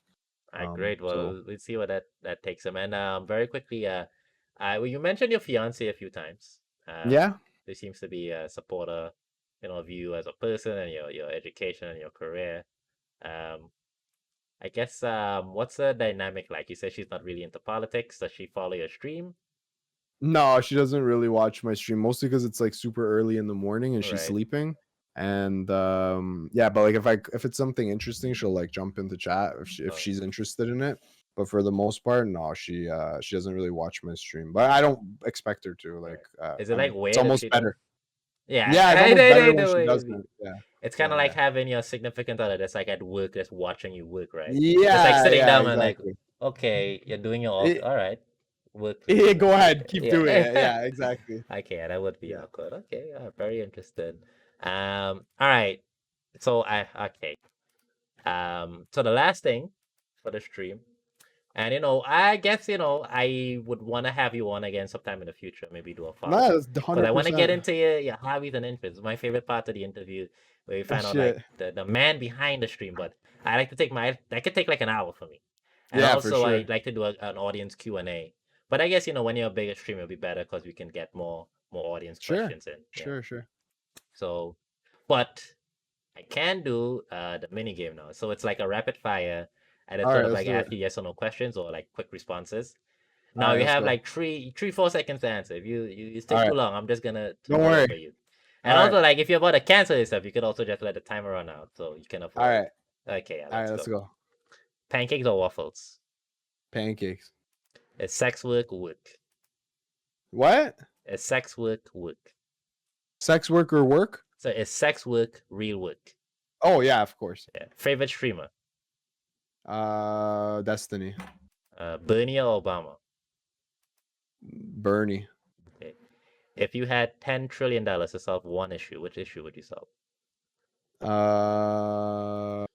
Renewable energy. Destiny or Vosh? Destiny. Okay. You can only listen to one content creator for an entire year, but you have to pick between Alex Jones and Ben Shapiro. Who do you choose? Alex Jones. Easy. What's your least favorite buzzword? Buzzword? Yeah. Billionaires bad. Okay. Name your favorite right-wing commentator. Alex Jones. Name one thing you think Trump was right about. The media being shitty. Okay. Name one thing your favorite leftist is wrong about. Right now, Kyle Kalinske is talking about how the lack of care for the people in Afghanistan who are getting Afghanistan. Kyle and Afghanistan. Kyle Hasanabi or Kyle Kalinske? Kyle Kalinske. Should white people be allowed to say the N-word? Allowed? Like legally? I don't know. No. Fuck it, no. Name a Twitch creator you can take in a fight. No one. I'm not a fighter. Okay. Pick one streamer to promote to be president of the USA. Zonzi. Okay. Reddit or Twitter? Twitter. Who is underrated? Who is underrated? Yeah. Anderson .Paak. Okay. And this is the last question, and the most important one as well. Right, Sigma male or alpha male? Sigma. Okay, all the way, brother. All right, great. We did it. We got through. We got through. You didn't cancel yourself. Not that you know. Not that you know. Yeah. We'll see in a month. It's too early, yeah. We'll see in 5, 10 years. We'll see. Yeah, exactly. All right. Well, I do want to let you go off. I got 3 minutes left with you, but I'm a very much a stickler with time. I don't like to keep people back longer than we said we'd be. So in my last 3 minutes, I do want to thank you and your community for joining me here today for this interview. I appreciate it very much. And like I said, I hope to have you back on the program. I'm not calling it a podcast or a talk show or whatever. And we'll get to some audience Q&A and a bit more about like your hobbies and interests and life outside of the online space. Your touch grass, more like when you're actually touching grass. Definitely, bro. Yeah. And so before you go, okay, you gotta recommend me somebody who I can talk to next. Okay, but before you answer, you can't pick just one name because next thing I can't talk to the person for whatever reason. Okay, I'll give you a couple names. Yeah, okay, I'll give you a couple names. You can talk to honestly, CTV will talk to you. Do you want me to put in a good word for you for CTV? Sure, I'll talk to him sometime. He's conservative, he's funny, he's a good guy. You can chat with him. You can talk to people are saying Eris, but like I don't know, Eris might be tough get. She's not streaming as much lately. Right. You can get I can put in a good word for you for Ico Rules if you want. And then last name I'll give you. I'm just looking at who's online right now.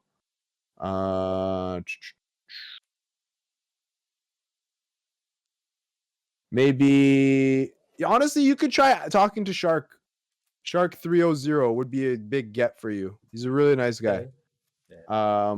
And let him know. I can, and if anything, you can tell them I had a convo with you, and they can reach out to me and ask if I approve of you or not. Thank you for the recommendations, and my pleasure, buddy. The plugs.